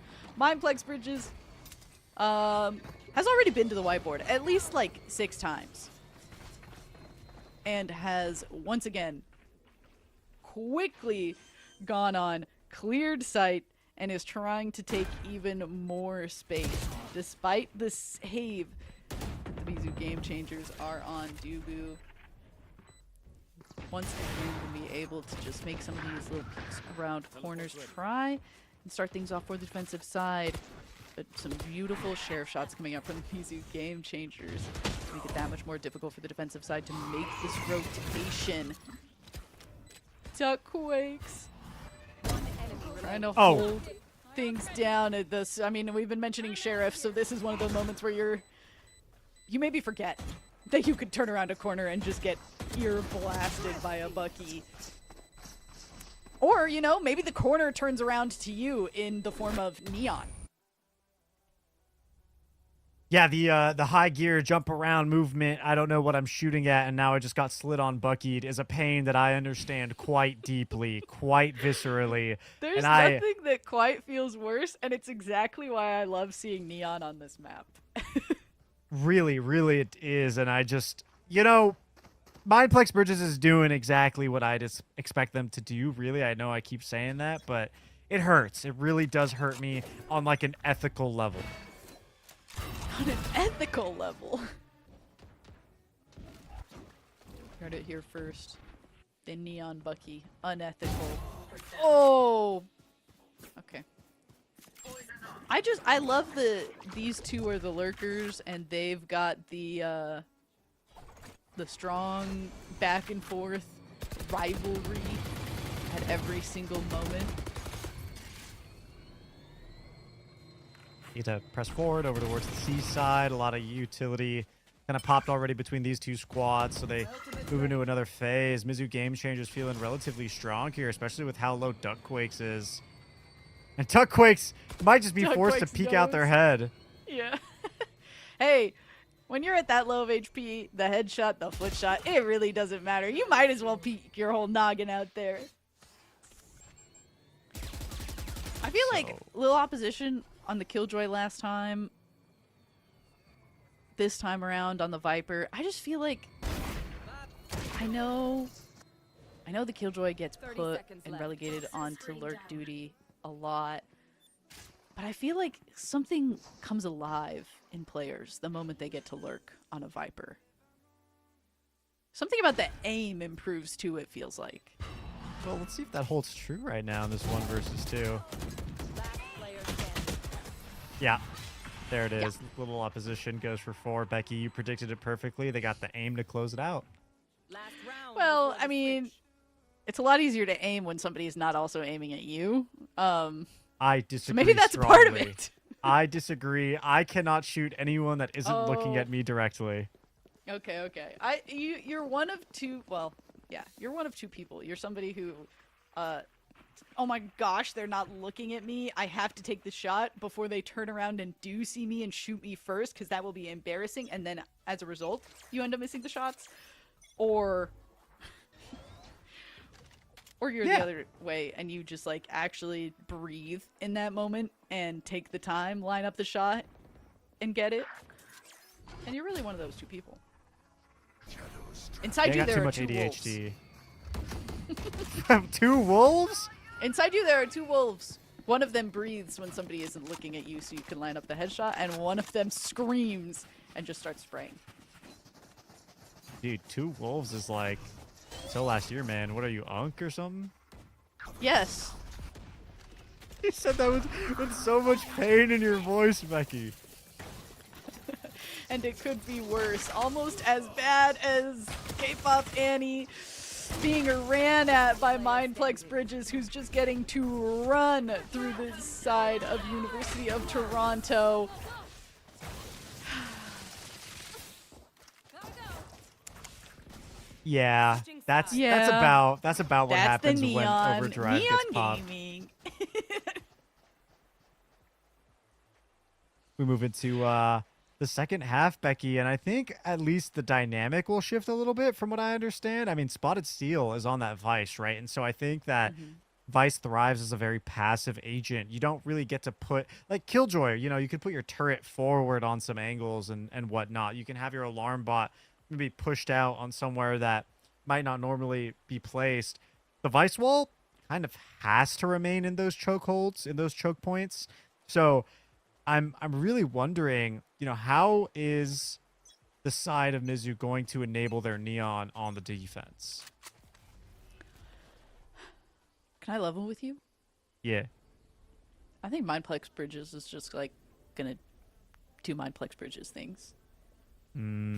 I think you made a little ADHD comment earlier, and I feel like this used to be Ray's, and now Neon has like taken up that mantle of go stupid, go crazy. As we see Sin go ahead, do a little jump and pop that Vice wall. Spotted Seal making a quick little dash away to safety. It's going to be pushed out of that corner by a bevy of utility coming through from the University of Toronto, who get Duck Quakes to go ahead and get that spike down. It's now a 4v5 retake. Mizu down an agent. They begin the slow collapse, and I think this flank is going to be big here between Fade and Neon.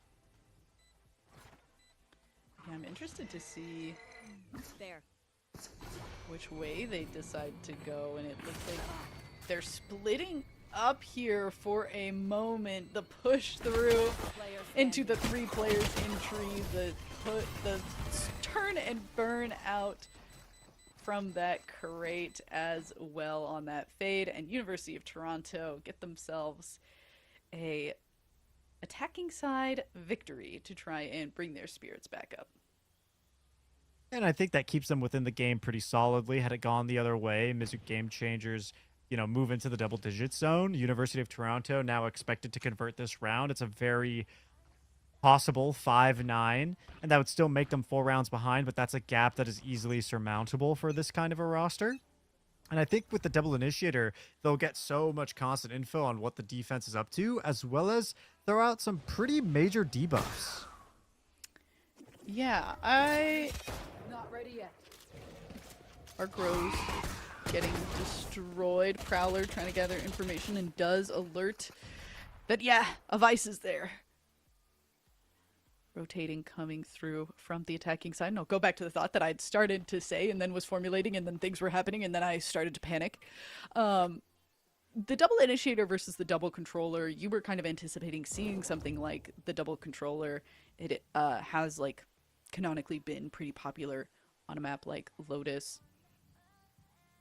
And I am wondering if the little bit of a fallback from University of Toronto on that defensive side did come from double controller really just making it difficult to play a lot of these defensive side angles, especially with somebody like the Chamber, and then really having to kind of be really conservative with a lot of those smokes coming through from this new character in the mix. Sin playing along these smokes says, double controller, yeah, double controller. The frenzy, though, almost starting to dismantle the players of University of Toronto, but a nice little recovery there and a very, once again, kind of precise gameplay that we were used to seeing from University of Toronto when we were on Haven starting to show up again here.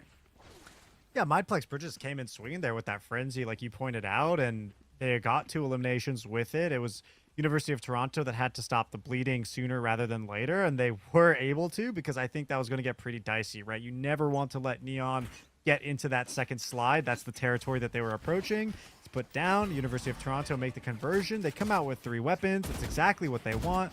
And I think they've put themselves in a pretty decent ult economy, so they get to just move with synergy and with the swiftness over to C. They do have to mind this shear, though, this Vice Wall over at the chokehold. Spotted Seal says, I'm gonna go ahead and just take some shots through this smoke. If you're really trying to, if you're trying to block me off from seeing something, there's gotta be something worth shooting there. That is, oh, no. Whoa. They were shooting at K-pop and he threw that door, too. They wanted more. That is crazy. Yeah, that is a rough getting shot through the smoke there in an unfortunate position, right? That no one was fully committed into that take, and they were waiting too long to trigger the wall. You know, and you can never tell when a defender just wants to spray through, right? We can't really anticipate those kinds of plays, so you got to take a point from, what did they say, the martial arts book. They say the best way to dodge a punch is to not be there. You know, best way to dodge a bullet is to not be in that smoke. And the same with Spotted Steel. The best way to not get judged is to not be around the corner. They are punished in an equally unfortunate way. And it's a C-site taken for Varsity Violet. Oh, I didn't realize martial arts was so eloquent. Well, it's an art. Beautifully said. Dougquakes getting pretty aggressive here now that that spike has been planted. Nosh coming out here. Mindplex Bridge is going to go ahead and just jump right on over 2v2 the defensive side. Players going to try and gather information. Prowler comes out to try and locate where exactly K-pop Annie is. Sober Sushi going to be able to locate and eliminate. Sober Sushi goes for that little bit of a tab. Dubu tries to swing around the corner and get the jump on the situation, but Mindplex just doing Mindplex things. Then goes ahead and says, hold up, let me take a lap, and then I'll get this defuse. Right. I mean, they really want to be able to spam that overdrive as often as possible. We've seen it be this insane weapon that quite literally turns rounds around. I don't think Mindplex has gotten any less than 4 kills when that ult has been activated. So yeah, feed those ult orbs into them. Really unfortunate. Dubu had the right timing, I think. It was just the crosshair placement. You could even see that millisecond where they put it into the wall as opposed to holding slightly out wider from the corner. And, you know, too much time to move that mouse leads to a situation like that. But still, Varsity Violet are in the game regardless. You can't count them out yet.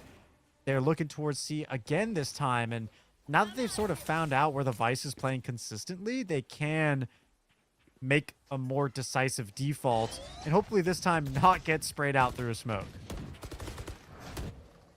Yeah, flash through from that Vice to start things off. Tries to stop the Prowler, can't stop the explosion. As Sin seems like trying to do their best entry for the team, playing very similarly to how we saw the Neon be played by Mindplex Bridges, trying to take as much of that space as possible for the rest of the team. Spike does go down. Thrash is ready from this Gecko if University of Toronto decide to use it. 4 players remaining for Mizu Game Changers. Paranoia comes through to help them start to push onto this site, and Big Daddy trying to play this angle as much as possible. Mindflex says, maybe I can just go for this aggressive play. But Sin showing up very nicely there before falling to little opposition, and then you have to know where those remaining attacking side players are the moment you see where that spike is planted, and the 2v1 is just a little too much for little opposition to deal with.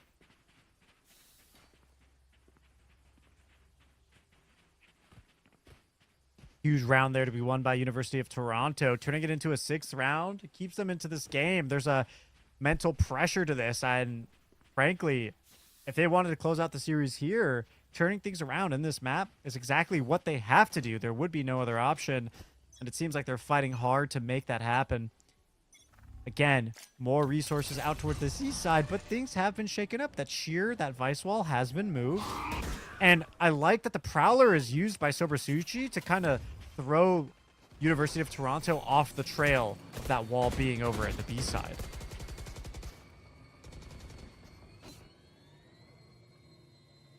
A lot of audio, a lot of utility back and forths to start this off, but all players remaining. Feels like University of Toronto are just like, okay, at least I know that if I was University of Toronto, let me reframe this. I'd be staring at that Neon Ultimate and being like, okay, when's it gonna happen? What's gonna be the straw that breaks the camel's back and causes Mindplex Bridges to pop the ultimate? And Dubu is gonna be so happy to be the one to make sure that that Neon doesn't come barreling through your entire team. Nice little back and forth in tree there from Sin, as well as the rest of University of Toronto Game Changers trying to go for these back and forths. Once again, a little opposition giving over a little bit of information, but Sin has been holding this same position. So information difficult and known for both sides. Grenade does go out to buy a little bit of space. The tap onto the bomb. And unfortunately, a little opposition, a sitting duck for Sin to collect the 7th point for University of Toronto. Amazing understanding of angles there. Sin keeps their back against the wall. They can hug the slants. They know that it's planted such that they're farther away from the wall than the diffuser is. They just have to jiggle and slice the pie until they get eyes on the enemy. It's exactly what happens. Line up the shot, and that's all she wrote. 7-10. University of Toronto, Varsity Violet are climbing towards Mizu Game Changers. It's now only a 3-round difference where it was much larger. Mizu Game Changers also now relegated to the Sheriffs here, making it even harder throughout the mid-round. K-Pop Annie going to add salt to the wound by popping the tour de force. Yeah, scary to be staring down your crosshair and see Prowler, though, is going to be forced to back up. 3 ultimates ready for the side of Mizu Game Changers. As mentioned, slide onto the scene. And, I mean, it was a slide onto the scene for Neon, but it seems like everybody else from Mizu Game Changers on the defensive side decided to go ahead and slide onto sand as well. And we got to see that Fade ultimate come through as well. The fast lane to try and deny as much vision as possible. And with that, cut sound, rotation coming through from the University of Toronto, and the spike is going to be planted over towards this A site as far away as possible from the defensive side, Mizu Game Changers. This is a very winnable round for Mizu. They get to pick up the rifles from all those dead bodies, but the showstopper is now in the back pocket of Sin, right? That's why they were allowed to plant. It's just a matter of time and information. It's a high-low. It's immediately broken. They slide through. Who wins the fight? Mindplex Bridges doing Mindplex Bridges things, leaving Sin all alone.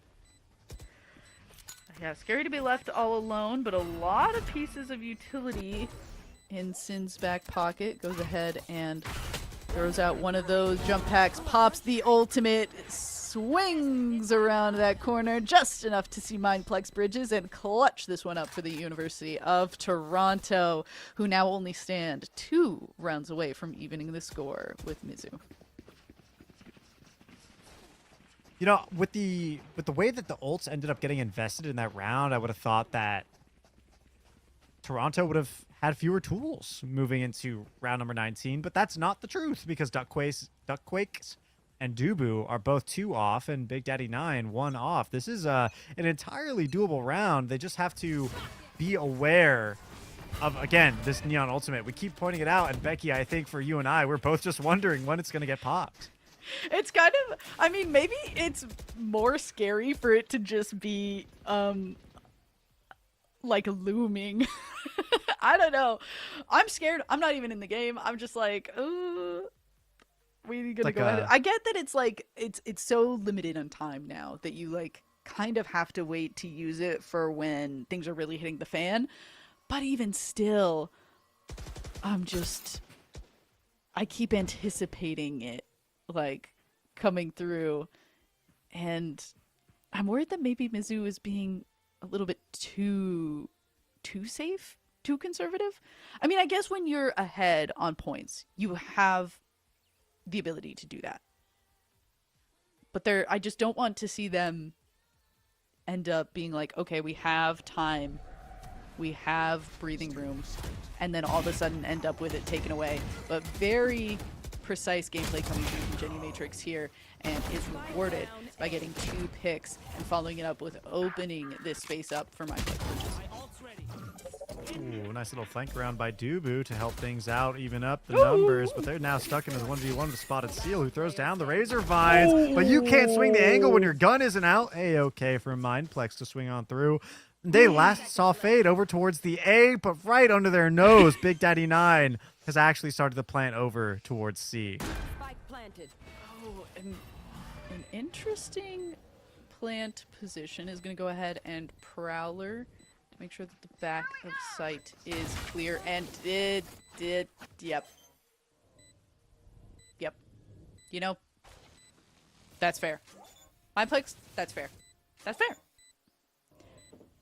I don't What like can it. what can we really say after?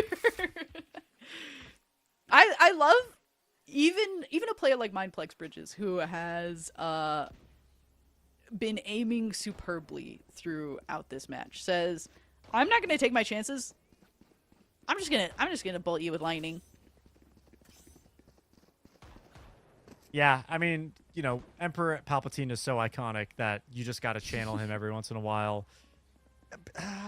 It's such a hard thing to say, and it's such a, you know, hindsight is 2020 kind of situation where I would like to say, okay, Big Daddy 9 tucks away, they still have the tether, they can just wait for the defuse and then throw the tether or even ult on the tap, right? But it's such a high stakes situation. You can't really make that criticism and have it be fair.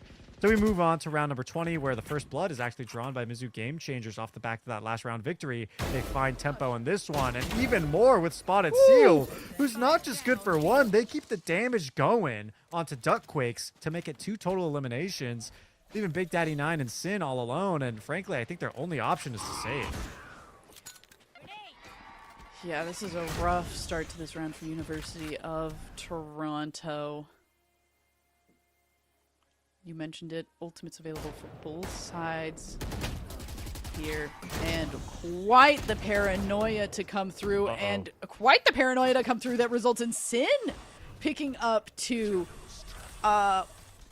Praise being sent to both of these players for the spatial awareness to be able to move away from that paranoia to safety enough and still find those picks.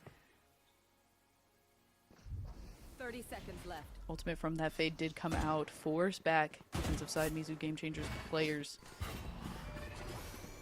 On the attacking side of University of Toronto, just trying to play off of sound as much as possible, just trying to play around this as much as possible. Sin, though, coming in so strong in these gunfights. Big Daddy 9 going for the plant. 8 seconds remaining. The game sense from Mindplex Bridges, followed by the just intense gunplay potential.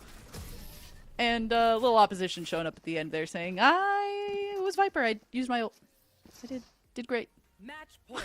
Yeah, And I mean, I'm saying it like that, but that is also literally exactly what you're supposed to do on Viper. Say, here's my Viper ult. Road closed. Sorry. Yeah.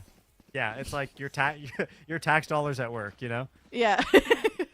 Like, my name, little opposition, let me show you big opposition. And it's this fart clown. Yeah. They do be stinky.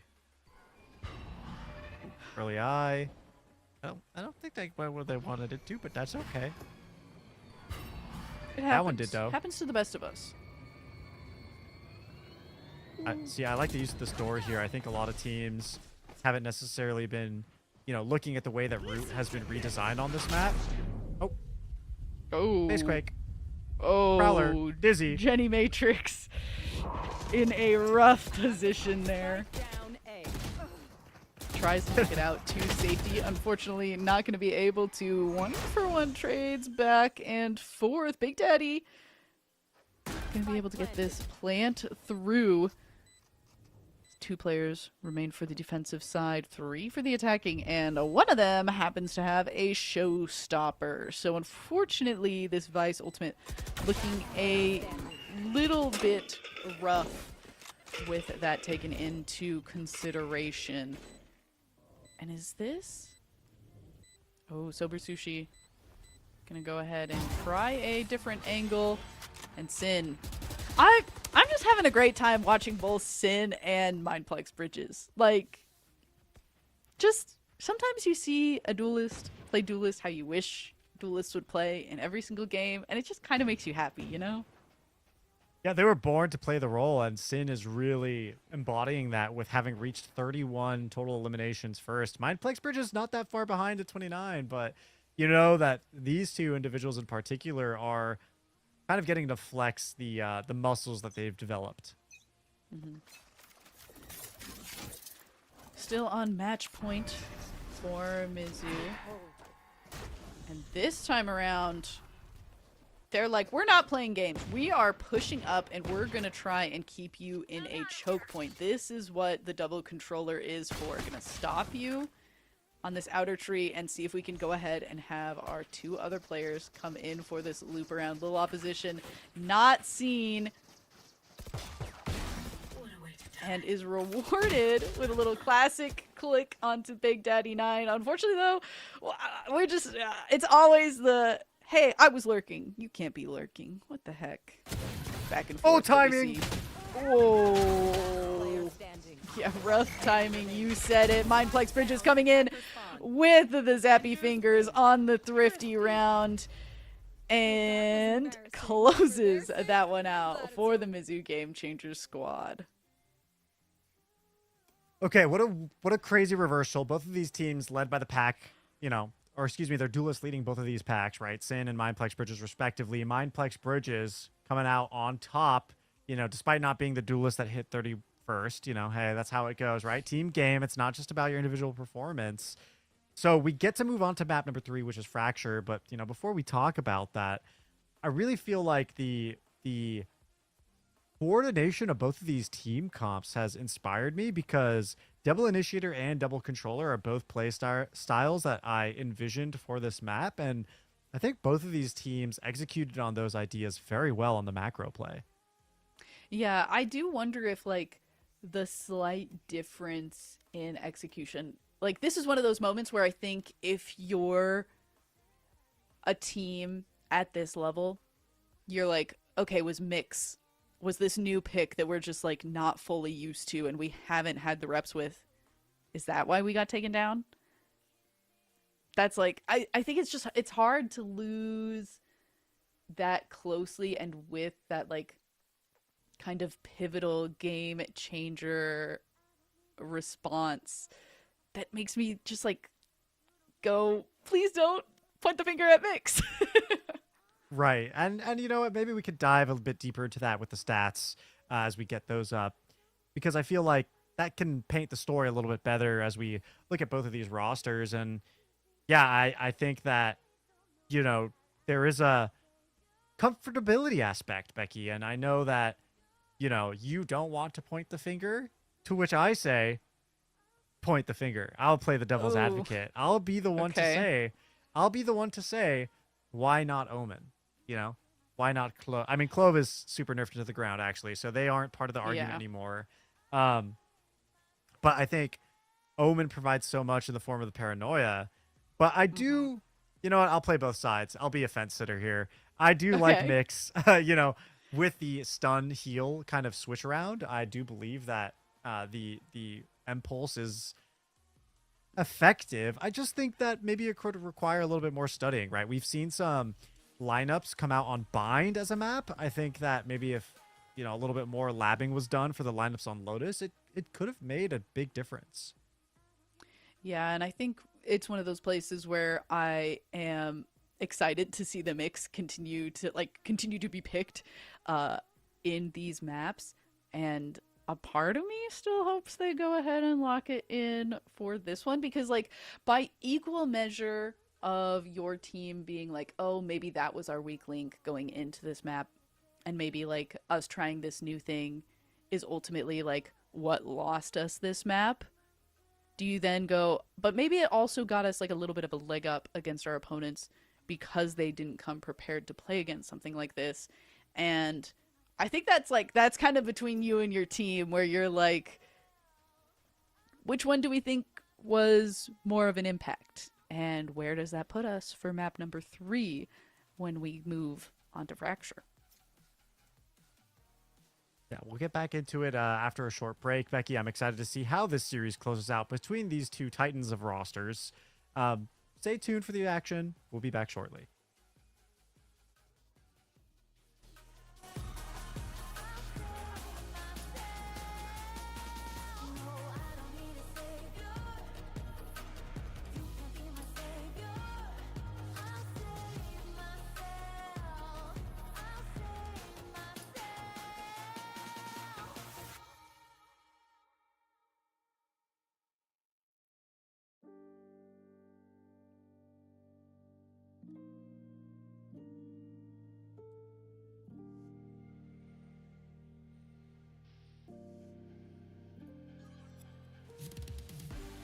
Breaking up all this static running through my blood. Again, why do you waste your light on me? Out of luck, can I keep my head above this time? Again, feeling the ground collapse on me.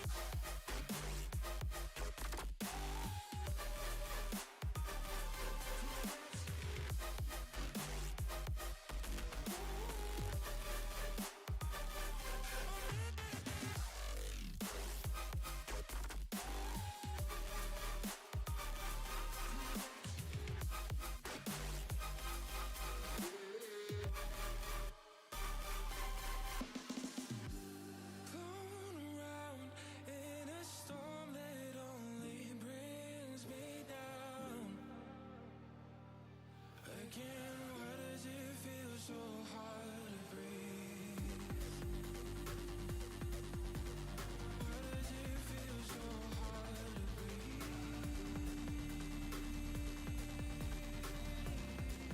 So hard to breathe. Never found, but these voices bring me to my knees.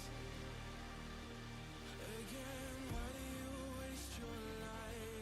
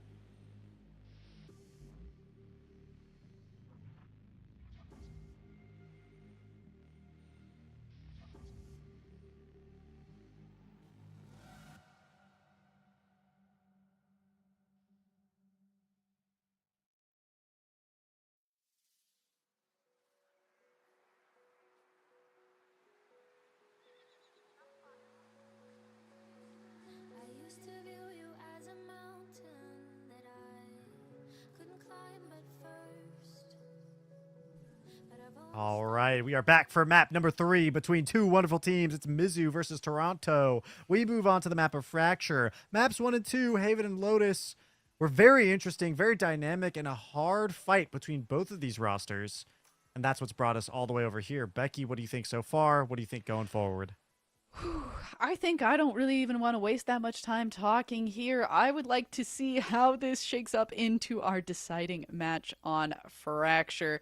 I know our players are also raring to go here, and it's hard for me to even make a prediction at this point based on what we've seen between these two teams. I guess my only prediction is Mindplex. Just pick up the Neon again. There we go. That's my prediction. Because I know you all would like one. You know, I think that Neon has a place on this map as well, Becky. So I think that is not unlikely. And I think that Neon can be paired very well. We were seeing a lot of Breach Tejo before Fracture left the pool. And I think that we're just only going to see more of that. I also would like Vito on this map, but I think I've just been so biased towards him. I think he has so much power in his kit. So I really just think that he has so much potential. But I feel as if a lot of these teams are going to look to Killjoy, right? Because there's 4 ultimate orbs on the map, and you can collect all of them. I'm wrong. My bad. Well, I mean, apologize. you were hopeful for this, so were you really wrong? Okay, that's true. I guess Breach Tejo was there. You know, can't win them all. I think that it's going to be very enabling for Sin, who has adopted the Mindplex Bridges meta. With the Neon, they did start in a Neon on Neon battle. So, I will put that out there. I love going back to the Neon on Neon battle. And once again, Mizzou Game Changers also adopting a double duelist composition. So I think that that's going to be something that will kind of shake this up in an interesting way, especially with something like the ISO. And seeing how that is going to impact, especially starting on the attacking side and being able to really kind of break the game open on some rounds where you have that isolation. Whew. But speaking of quickly starting things off, Sin is going to start us off with 2 picks before getting taken down on that defensive side. The rotation going to be the call from the Mizzou Game Changers as a result. Duckquakes trying to go for that rotation, but unfortunately getting taken down the moment trying to catch the Mizzou Game Changers unawares. Fault line is still available here for Jenny as they get to set up the rest of their squad. Moving into the site. Orb is still on the field, but it's going to be completely ignored. They have to clear the actual spike space first, and K-Pop Annie is going to pop up as a surprise. It's a 2v2, turns into a 1v2. And actually, I think Dubu may have the advantage here as everyone is low. No, they're forced to rendezvous out. Live reactions. Oh my gosh. Okay, we got like a collective 30 HP between the 3 of these characters. Drop down is definitely going to be hurt there. So is the door. Okay. I mean, it seems like Dubu's just trying to like play mind games. And unfortunately, the age-old trick of it helps to not think and it helps to aim if I just hold corner. So hold corner comes out on top. Yeah, I mean, in that 2v1 there, you just assign one player to either angle and you just jiggle. You try to be as safe as you possibly can. I do like that they spent a little bit of extra time at the door, right? So that, you know, door doesn't open and close, and then, you know, Mizzou knows exactly what's going on. They leave it open just for a couple seconds to really ponder what the possibilities could be. Still, though, it's a very decisive fight that wins the round. And aggression from University of Toronto varsity Violet over at B main reveals that there's not a whole lot going on. Ooh, and Sin trying to get aggressive here. Trying to play up on these angles as much as possible. Gonna end up getting smoked from that perspective. Be forced to move back. Aggression coming through from Mizzou Game Changers on to this A site. University of Toronto were able to rotate so early. Oh my gosh. The double smoke push out onto the edge. Unfortunately, K-pop Andy not going to be able to play onto that angle for much longer. Sober Sushi tries to go for the big turn and burn here. Big Daddy 9 ready and waiting. 2 players remain for Mizu. But Big Daddy showing up with the aim in this second round here. Mizu, or Mindplex, gonna try and hold that down, get a little pick, make a little run for it. But unfortunately, the pickups doing absolute work for the University of Toronto, and they will get themselves a thrifty round. Oop. Uh-oh. We may need a tech pause, though, and in the meanwhile, I guess we get to discuss how that, I believe, is the first round reversal that we've seen this entire series. It's true. It has felt like it's never felt like it wasn't a possibility, though, I feel like, in all of the rounds that we have gotten to see from our 2 teams. So I can't say that I'm, like, really surprised by it, especially around where we got to see somebody immediately pick up a Vandal off of one of the attacking side players. I agree 100%. The macro by both of these teams has been rather exceptional. So I can stand with the statement that it was a long time coming throughout this series for it to have only happened in map 3. Maybe that's the real surprise. Yeah, I think that's actually where I am surprised, but alas, we do have our player at least back into the lobby, so making sure that they are situated before we go back onto setting this timer ticking down from these 10 seconds. What a time to disconnect. At least Big Daddy on that disconnect just narrowly after helping out Sin in that round.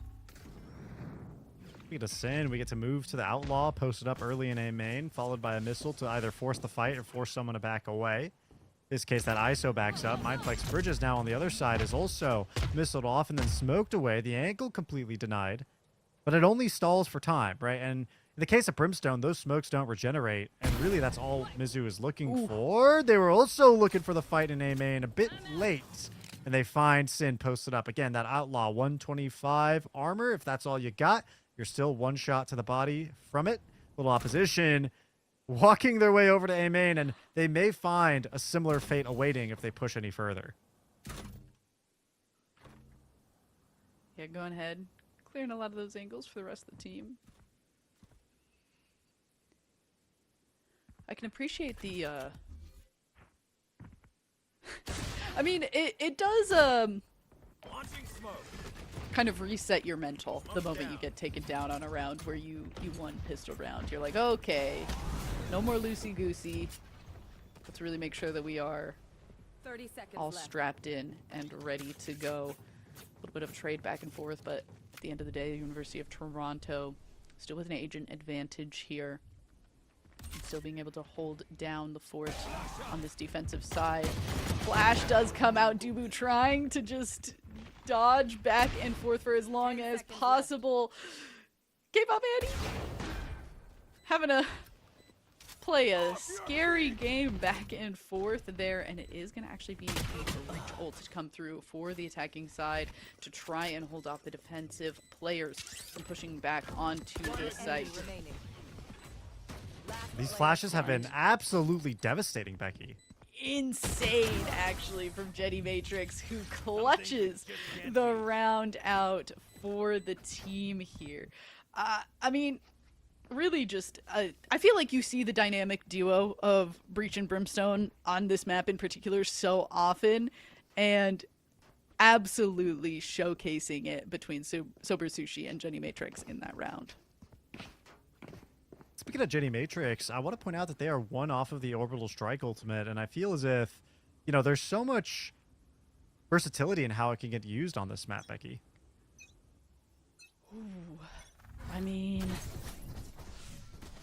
it akins itself in my head to the Hunter's Fury in a lot of ways, where it is unfortunate place for a little opposition to be just a cipher on my way to lurk, shut down by a Sonic the Hedgehog haired girl with zappy fingers.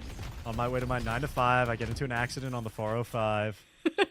A teenager steps out of the car. They were texting on their phone. Ooh. Not us making LA jokes. Ooh,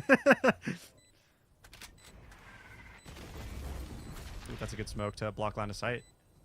Yeah, really can take away a lot of those angles from that ISO. Orbital strike, as you mentioned it, is going to come out for the attacking side and really make it more difficult for those defensive side players to push onto this site. So many smokes to deny so much information, and Mindplex Bridges alongside that dynamic duo of Sofa Sushi and Jenny Matrix just holding down the fort post plant for Mizu.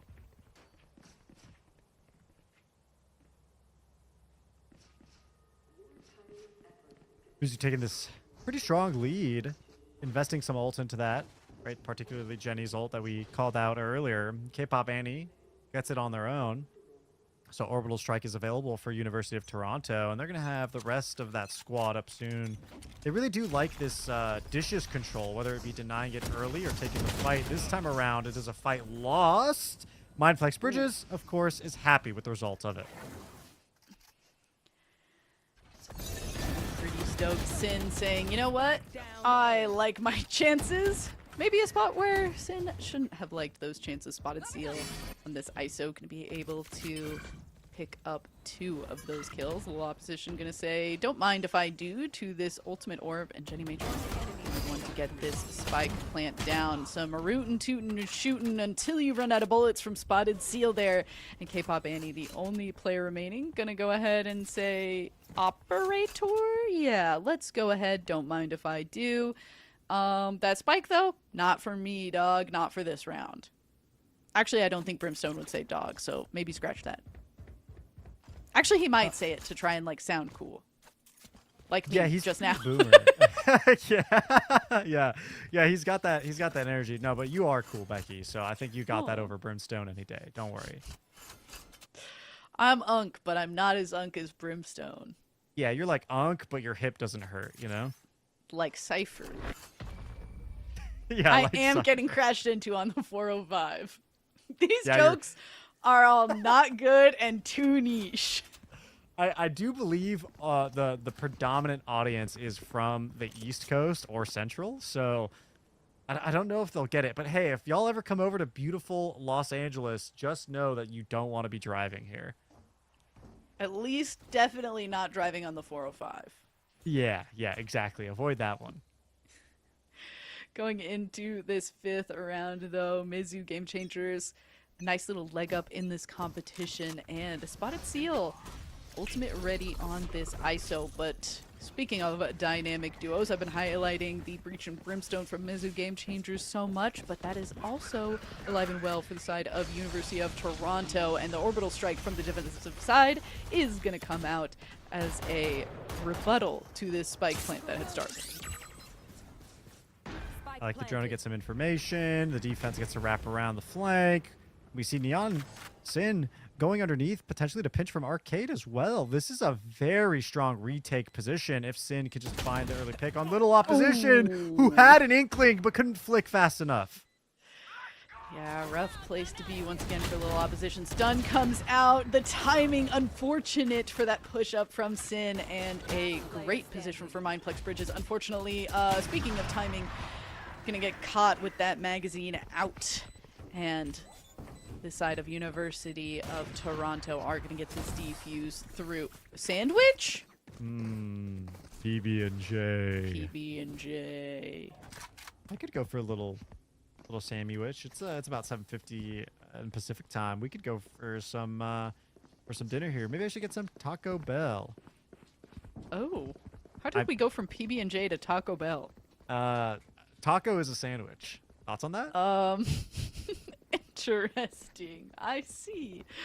I'm glad Production for also immediately said Taco Bell sounds so good right now. All right, focus up, team. We can Taco Bell after the Valorant game. Yes, we can. We're going to see the Sky Smoke come through. It's going to be paired up with the Molly. That's the stall you like to see. ISO wants to send out the Vulnerable, but it's not going to be enough to make it past the flames that Brimstone has set up over in that chokehold. In the meanwhile, as Mizzou Game Changers is stalled. That Cypher is still holding on the north side all alone. K-Pop Annie just waiting for any form of contact, but it's not going to come their direction. I think Mizzou Game Changers have opted for the opposite walkway. They want to move over towards A, but oh, wait, hold on. The spike holder is actually still sitting in sewers. What is the decision here? Yeah. Looks like the decision is going to be for that spike to go and join up with the rest of the attacking side. Ooh. And we might even see a little opposition join up with the rest of the team. Right, nice. Get everyone to go together. Nope, Oh, never mind. Went the opposite direction. We Yeah. were like joining team, and ship passing in the night. Oh god, that's a lot of ultimates. Oh, Oh. my god, there's a missile. Sin Oh. is spamming the operator. Mindplex University of Bridge is Toronto. running. Absolutely booking it. Does have the zappy fingers available. Potentially a moment for the Cypher to come in with a little bit of a hat trick. Doesn't look like that is going to be the case, though. Body's a little bit too far. 10 seconds and clicking down. Unfortunately, Dubu caught a little bit of a recoil timing there, but the rest of the side of University of Toronto able to shore that one up against the Mizzou Game Changers, who hold on to their ultimates for another round. Becky, my headcanon here is that over in Arcade, when Sin lost the rifle 1v1 against Mindplex Bridges, they decided that they would no longer relegate themselves to the rifle and go for the op, and that's why they came back with a vengeance. That's kind of what's going through my mind. Is that still what you're thinking now that Sin has gone back to a Vandal? Well, you know, they gotta give the operator the chamber, right? You can't just take away his job. He has one job! You can't take it away from them. I Yeah, also... Oh, go for it. No, you. Oh, okay. Well, mine's very silly, but the amount of times that we've seen a player from University of Toronto go and stand in the middle of a fast lane that's been put up by Mindplex Bridges, and again, there are two wolves inside of you, and either you're standing in the middle of that fast lane like, I'm gonna win this fight, your gun isn't even out, you're running and dashing, I'm gonna be able to win this, or you're like panic crying in the middle of the fast lane, and you're one or the other, as it seems University of Toronto might be not panic crying and actually holding down this fort extremely well as they push themselves with a decisive defensive strategy to 4-4. I mean, anchoring down the fort in that kind of situation is really impressive out of Duck Quakes. A lot of utility coming onto them at the same time, and they still find the windows, I should say, the gaps in the utility where they are able to find safety, hug the walls, and then take the fights on their own terms. You win that out. You string 3 rounds in a row. The defense feels like it's got a little bit of tempo. Dubu still holding on to that operator, and it's something that Mizzou Game Changers has to clear each and every round, and if they don't, they are going to suffer for it. This time around, they go quickly for the A, and the University of Toronto, Varsity Violet, they are so happy to play the retake all together here. Yeah, it seems Mizzou doing a great job of swinging out from a lot of these corners.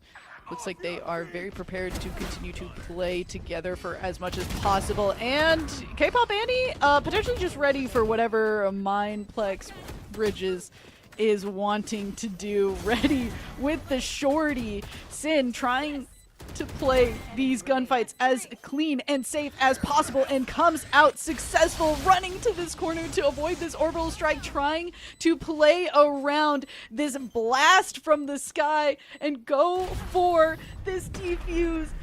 But unfortunately, you don't go with the name Jenny Matrix if you're not going to make that headshot. My smokes can block the I mean, what an amazing sequence of events throughout the round. It was extremely volatile going back and forth, and I think it comes off of the patient defense from Varsity Violet. They waited the shotgun by K-Pop Annie, I believe it was, with the shorty, and then immediately getting traded out. But what was extremely intelligent in my mind was Sober Sushi recognizing the opportunity to push into CT, using the Rolling Thunder and enabling the rest of the squad to fight through. I think that was the pivotal point that enabled Mizzou Game Changers to take the round in what seemed to be a sweeping victory before it turned around into an orbital strike post plant. But that is one of the places where you're so thankful that you held on to something like that orbital strike for exactly that moment, for exactly that gameplay.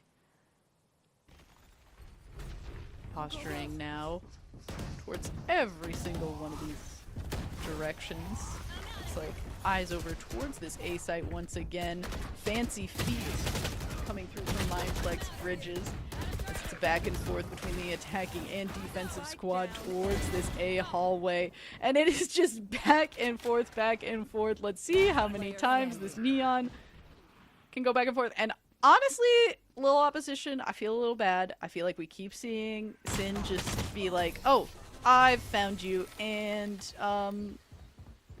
your lurk here is done. And I'm sorry that you're not getting to have all the lurking fun that you would maybe like to be having right now. That's all I'm trying to say. You really... Are you a big Cypher player? Is this... I mean, you were talking about Vipers getting lurk as well. I feel like you got a lot of sentiments here for the lurkers. Yeah, I kind of do. I don't really know why. I think it's because it feels like the edgy gameplay role. And you are indeed the local edgelord. That is fair. Yeah, exactly. So I feel like I gotta hold my own for my people, you know? I respect that. I like when people show up for their people. Speaking of people showing up for their people, Duckquake did not Duckquake care. said, ooh, this old orb though? My bad! Oh, okay. They do get the trade later on, right? Little opposition does end up falling. Okay. So they get to make up for it. But man, that must be really unfortunate.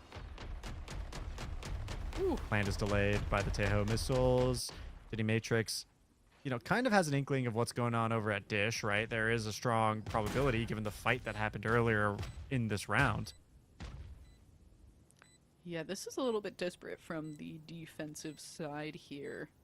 It's a little bit scary to not have anybody to play buddy system with, but you do, especially when you're this disconnected on angles, you really have to make sure that you're going to have clean communication in this moment and be able to have these swings where you can go, okay, you got one, we found one person, let's see if we can go ahead and take that one out. Unfortunately, the dominoes are not stacking in University of Toronto's favor, and it's going to be Mizu on a Thrifty to pull ahead. Last round in the half. So many ultimates here to be used. Last round of the half. Yup. Spotted Seal in particular comes to mind. I think that if they can find that chamber early on, it could pose a threat. Or maybe they want to find Sin. The question here is, can you get the information about an operator existing on Sin safely, right? Because... Yeah. Because you were not going to expect that. I mean, you might. I think it's hard. Certainly has been tossed around. There is a drone to be used. Okay, I like the kill contract being used by ISO. They do get Dubu, who again just has that rifle, but Spotted Seal is still going to win that 1v1 regardless. And be able to get that little bit of shield coming out of that. Push onto site with the rest of the attacking squad. K-Pop Annie able to grab one alongside Sin. 3-3 now. Neon on Neon battle. Who's it gonna be? They actually decide to go ahead and fight different people. Especially Mindplex Bridges is like, there's some people on some of these different angles. I've got to worry about them a little bit more than the Neon up in heaven right now. Especially when both of them looking a little bit worse for wear on those health bars. Oh, Big Daddy 9 wins this 1v1. Spotted Seal getting a bit overzealous. It's now 3 is it versus really 2. a 1v1 if the third player was the smoke? Oh. Uh-oh. Buddy system from Jenny Matrix and Mindplex Bridges doing work there. 7 HP now. Sin with a quick little turn and snipe. The orbital strike comes out from Jenny Matrix. Considering that we're 1 round away from a rollover here, this certainly makes sense. The peek around the corner. Unfortunately, the chances of you getting hit somewhere where that operator isn't going to win the match for Sin is just so unlikely. And we do end this first half at 6-6. One of the closer halves we've seen, and this is It is the truly... closest half we've seen, isn't it? It really is. I mean, I think it's the closest to a close half that you can get. Oh my god, you're so right. we may be mathing out here. I'm not a big fan of mathematics, but I will tell you when it's the truth.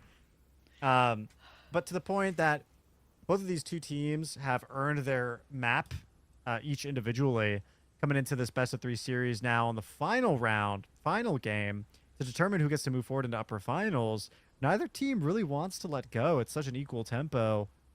And what's really interesting to me is that's despite the fact that Mindplex Bridges is 6-9, right? We saw them as a star player in the first 2 maps for their roster, and I think the gas has maybe finally gone empty. I was just about to say that it's weird to see Mindplex Bridges that low on the feed here. Does try to start things off with a pick. The little opposition actually going to be the one to get 3 picks in this first little scuffle here. Now Dubu going to be the only player remaining to try and hold things down for the attacking side. Unfortunately, your princess is another castle. Your spike is with the defending players. It's all a little bit rough, especially the moment you get spotted out by the Cypher Cam. Yeah, now what do you do, right? You have a whole map to guess where everyone is at, and you can take the fight. Oh, it's smoked off. Womp. Womp. Womp. Do damage, get out. Maybe find some orbs around the map could also be a good investment of time. They have so much left in the clock, but I guess the fights here make a lot more sense. Move forward into the sky smoke. They might spot this ISO. Nope. ISO spots them first. Like ships passing in the night, except one passes and the other spots. Yeah, pull ahead gonna come through for Mizu here after that pistol round. A little bit of a save gonna come through from University of Toronto. And Ultimates looking the best for a little opposition after those 3 picks. Start of that pistol round, and some interesting pieces of weaponry coming through here. Barrier drops here to round number 14. University of Toronto stacked together over at Dish. Of course, the chamber lurking, which is exactly what you want to see, but the rest of the squadron wants to come up close. The outlaw in Mindplex Bridges' hands is going to return on investment, though. And a nice place to be if you bought a judge going into this one. Great utility usage to try and follow this up by as much time to go hopping as possible. Big Daddy is able to shut Spotted Seal down, but Mindplex Bridges there with the backup. That is an absolutely devious setup. Outlaw to go for the long range and then judge up close. I have a formal complaint to be filed. Not a fan of the judge? No, I'm not. Oh, all right. Why not? You're not a fan of skilled gameplay? I am. You know what, Becky? You got me. I mean, it was a good trap play, but I would be mad. I'm a very empathetic person. Some may even call me an empath. So if you saw me in that situation, I might have a broken monitor. Okay, maybe not that bad, but I would be very upset. You heard it here first. Broken monitor equals empath. The unsealable rage inside me. My mom, why is your monitor broken? Me, you wouldn't understand. I'm an empath. Somebody shut down my lurk with the judge. Yeah, that is. My mom is like, "Do you need more therapy?" No, Mom. It's not a phase. You wouldn't understand. I'm gonna be a lurker for life. Hashtag Lurkers for Life is a great band name, by the way. New band name Spike just planted. dropped, just like Duckquakes dropping the spike plant. Defensive side, making their push onto site. Nothing hurts more than getting the slide with the shotgun. You know what? I'll commiserate with you a little bit. I'll empathize with you a little bit, Ash. It does kind of suck, especially to me when it's a neon and the slide comes through and I'm like, I didn't turn my mouse sensitivity up enough to follow you in this moment. I mean, truly, I truly can't complain. I do want to be clear that this is not hatred. It's just personal personal distaste. You know what I'm saying? I really. Uh-oh, stun. Oh. Oh, a lot of information's going out. A lot of delay. Run! No. Okay, no one commits. All right. I can keep talking about my point now. I got really scared. You know, I really thought someone was going to commit to that fight. But both sides got commitment issues, as do I. And we move forward. And we move forward into the round with the reset over towards the B main now. Spike in the hands of that Brimstone. Mizzou Game Changers, I mean, they have successfully held the A main space, but they're still not going to give it up fully. They suspect something is going to happen, so Rasushi finds the first contact alongside 2 eliminations. It's up to Spotted Seal to win this 1v1, and even with the shield and the decay, it's not going to work. 3-3. 3-3 and a little bit of a record scratch. You might be wondering how I got here. I'm trying to run and team up with the homies again. Push over towards this A side, the defensive side of Mizzou. Made a full swap over towards this B side despite 30 seconds left. both the tripwires still being intact. And the rest, Mizzou Game Changers say, little opposition. You hold down the fort over there. We're actually, like, maybe things are bad over back at A, and sure enough, things are bad over back at A. The spike is planted, and the post-plant setup has begun. Sky smokes dissipating for the attacking side. Rebuttal defensive side. Smokes coming out to allow for the push to come through from Mizzou here. Neon Stun sends out. It's going to be a slide, and it's actually going to lead to a collide. Ooh. Duck Quakes lines him up. 1 to 2 to 3. Nasty. Oh my gosh, when your ducks are all in a row and they're quaking. Yeah, that one wasn't good. Okay. I get it. You don't have to say it too loud. No. I mean, that was pretty good. That was pretty good. All right, let's talk about some ultimates that we got in this round, okay? I do Tell me about feel 'em. like Lil Opposition has been rolling with this little hat trick for a long time. We gotta take that hat off, buddy. You're not the hat man. I haven't taken enough Benadryl. Just get out there. Get out there. Use that ultimate. How many people do you think will understand the Benadryl hat man? That is so awesome. I'm actually... I don't know. Chat, let me know. Chat, how many of you have been visited by the Benadryl hat man? Ooh. Nothing is more scary than in the moment that you're like concussed and you're just like, my ears are ringing in my headphones and I'm just trying to stay alive just like everyone from the side of Mizzou. And little opposition, if there was ever time to embrace the hat man, it would be now. But with a classic to your name, I understand that now might not be the time, which means that with 5 players remaining and only 1 from Mizzou Game Changers, this is likely to be a bomb explosion into a pull ahead for the first time for the University of Toronto. Sense coming to Fracture. It was a 1v5, guys. You didn't gotta spray their body like that. I mean, they were gone. Little opposition. They were taken out. They were dealt with.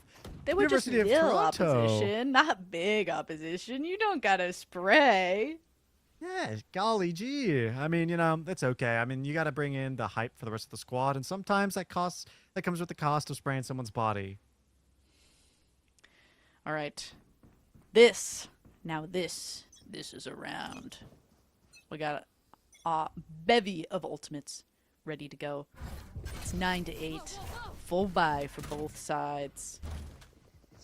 Little opposition. tucked Will into the this corner. be Nice. the round we see Bald Cypher? Oh my god, will this be the round we see Bald Cypher? Oh, it won't. No! Such a guttural scream. We're such a big fan of Bald Cypher here.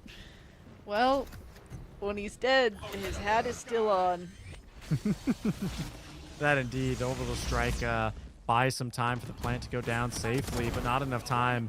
Spotted Seal actually comes in from the flank, goes through Arcade, and they actually are going to have the kill contract up. They won't even need it. Mizzou Game Changers. Again, it evens up the round. Both of these teams rapidly approaching the double digits line in terms of rounds. Neither trying to give the other an edge in this third map. Because again, the final team here gets to move up into the upper finals, and if you win the whole thing, you get a slot at the Forge Trials. Again, this is brought to you by the Army National Guard, nationalguard.com. I mean, you mentioned Forge Trial. LAN. You know, the Burning Elmo meme? Sometimes I see that meme in like a positive light where I'm like so excited for something, I'm channeling Elmo in front of the fire. And that's when you talk about a LAN, that's how I feel. I'm like, fire bring power to me. That is absolutely It's been a long fair. series, okay? I'm trying to hold it together. Whoa. I'm trying to riff off of you, man. Give you some time. You're doing good. Chill. You know, I think Fire and Land, listen, it's inspiring. You want to go compete. Yeah. And I think that's what the Aurora series is all about, right? Creating these opportunities for players who may not normally have that opportunity to come in and get the extra experience to have the path to pro. And we're seeing that, you know, really reflected by both of these rosters who are now embodying the fight, the mental edge and the mental capacity to remain patient in such a long series, 9-9, and we're still seeing ultimates getting popped and teams coordinating on these executes, on these retakes. It's University of Toronto trying to protect the spike, but little opposition representing Mizzou Game Changers, who finds two, turns it into a 4v2. At the same time, K-Pop, Annie, and Sin hold hands to turn it into a 2v1. ISO all alone. That's a really awkward time for ISO to hit you with the no distractions, and then all your teammates are gone. When I said no distractions, that's not how I meant it. I didn't mean that all my teammates should go away. Trying to pop as many pieces of utility as possible to play around this 1-2 punch that's coming through. Finds one! Manages to get the second, but leaves Spotted Seal with no time to go for the defuse, and University of Toronto find themselves at double digits first in this very back and forth match. You are absolutely right, Becky. That was such an awkward time. I saw the vision with the kill contract there, and Spotted Seal, you know, was hoping for a little bit more time to play with and win that 1v1, but it just doesn't go that way. Sin and K-Pop Annie doing an amazing job in that duo dynamic. You know, they keep up the tempo throughout this series, and they may find themselves taking this third map and moving up into the upper finals. Mizzou Game Changers may have to adapt slightly here. The double duelist comp not coming in with the tempo that we'd expect, but still, as soon as I say it, it's going to be the exact opposite with a fight here over in A main. Whoa! From the ashes rises the phoenix. And across the board, Mizzou on a, I mean, it maybe isn't a full thrifty, but it certainly is a little bit of a cobbled together buy as far as their weapons are concerned. And they've managed to bring this to a 4v1, and we're still not seeing Bald Cypher. Maybe he's a little shy about taking off the hat. You know, at this point, I think that it has to be that. And that's fair, I guess. Scary place to be. Wait, if you get headshot, then at some point, maybe the hat will come off, potentially forcefully, as Dubu finds 3 in this back and forth fight. The spike is being watched No. absolutely like a hawk, but unfortunately, the location from Mindplex No. a little No. bit No. on the What? nose. Becky, what does this mean? Becky, what does this mean for the mental? Dubu comes up. It means that Mizzou maybe just saw the Hat Man, but the Hat Man is actually a French man. The French people have cool hats like the beret. I'll give them that. They do have cool hats like the beret. They did, however, give Chamber a fade. So Imagine if Tamer had a low taper fade. Yeah, Dubu going from 6 to 12 to 10 to 12 was absolutely insane. Bringing up that round is huge, and it was what I feel like an expensive round for both sides nonetheless. I mean, Mizzou still have some rifles to play with, but when you got Tour de Force in the back of your pocket, you can pop that for the post plant and feel right at home parking yourself on a long angle. this is a scary place to be for Mizzou. I mean, they were so close to putting themselves also to double digits. It's bringing us back to that same back and forth play. They spent a lot of their savings to be able to do what they did last round, only to get 1v4'd, which is not where you want to be.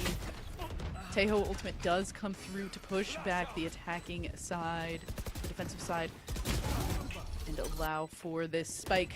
A little bit of breathing room for as long as possible from around the corner. Spotted Seal tries to find one, but it is a slow dismantling of the defensive side who try to go for this retake.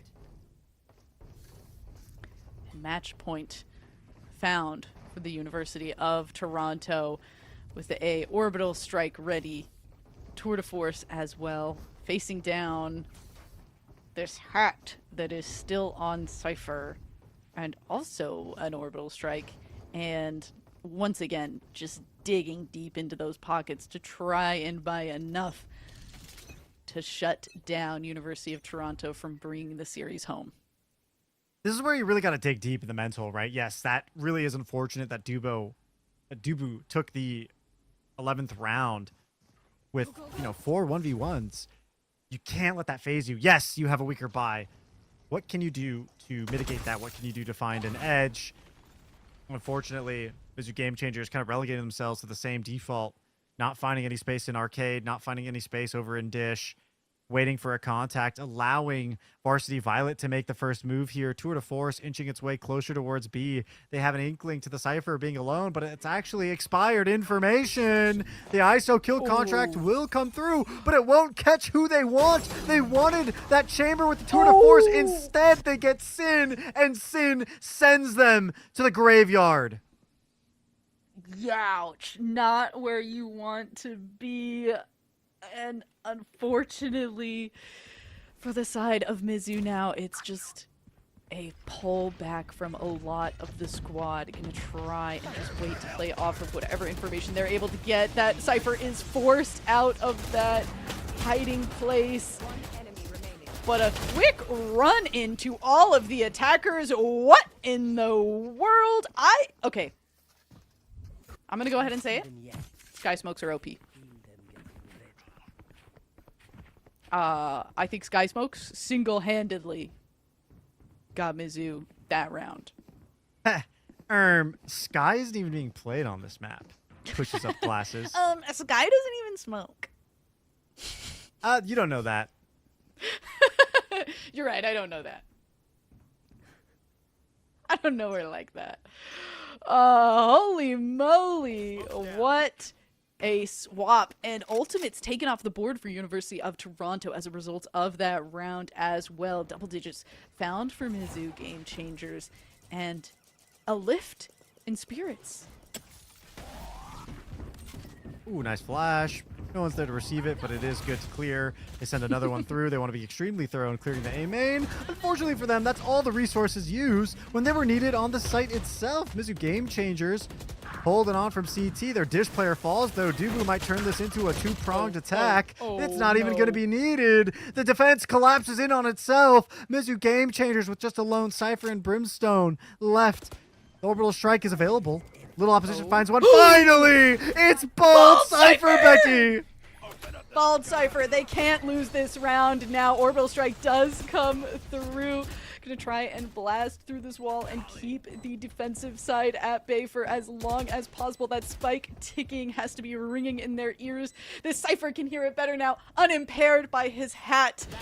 As the buddy system is gonna try and unfortunately not come together for Mizzou Game Changers, who fall to University of Toronto Varsity Violet after a long-fought match on Fracture.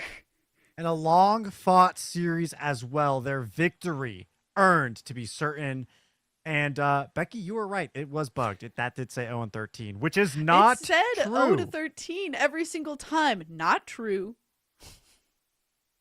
Yeah, definitely the scores were certainly much more equal than that, and we can actually get that stat line in the map summary as well in a few short moments. But with regards to the entire series as a whole, Becky, I really feel like both of these teams were extremely willing to adapt to each other in a way that I felt like indicated some VOD review was done. And at least a bare minimum amount of research was put into both of these teams. And maybe if I'm over reading into that, at the very least, these two teams definitely studied up. And there it is. Our scores 7-13, 13-9, and then, of course, 13-10. I mean, my cheeks hurt from a mixture of our silly jokes that thank you for bearing with us this entire time, amidst some exciting gameplay, especially the absolute back and forth that we got to see once we moved on to Fracture. And I think Ashkan is exactly right in the name of the game being adaptation, being a willingness to make swaps, make changes. There weren't a lot of rounds where I was like, oh, we're just seeing the same thing over and over again. Like, we were seeing some lurks as like the main unifying factor, but that's also a unifying factor that most teams do. So it's not something that was forcing one of the opposing teams to fall into any given kind of trap or put any of their teams into any kind of trap. Becky, let's talk about the numbers of that game in particular to maybe reflect the analysis you gave us. And I think it holds true, especially with Dubu in particular, was so inspirational with that winning round. And I think they brought the mental needed. That lurk took a long time and, it ended up with them being all alone, but it did work out. Absolutely. I mean, I think the big difference looking at these stats compared to some of the other games that we saw has to be this fall of Mindplex Bridges, a player who we were so excited to see everything from in those first two matches and then just was struggling to come online in these rounds. And I think a part of it, I feel like this team composition just plays into the Neon buying space in a way that just, it feels like wasn't clicking for Mindplex. It's one of those things where like, I wouldn't have known to like look for Mindplex in the entire match unless I was going to take the information that I have now of this scoreline at the end of the game and then go back and rewatch it. Absolutely. And I'll tell you what, these teams that are moving forward, whether you were just looking to see who your next opponent was or you played in the series itself, you are also going back to watch these VODs. And I hope you do. I think it's one of the biggest legs up you can give yourself going into a lot of these games. And I mean, what a treat that's going to be to go back and watch. But maybe like put it on mute unless you're like really itching to hear some like extremely mid to low comedy. No. I think that was extremely, extremely high tier quality, Becky, and I'm ready to do stand up with you. Ladies and gentlemen, and everyone in between, thank you so much for joining our Aurora Series cast here today. It was an amazing time casting between these two teams. You'll only catch hit songs like Bald Cypher, Enter the Hat Man, We Hate Judges, and Chamber with the Low Taper Fade with Becky and myself. Stay tuned for more. We'll see you guys around in upcoming streams.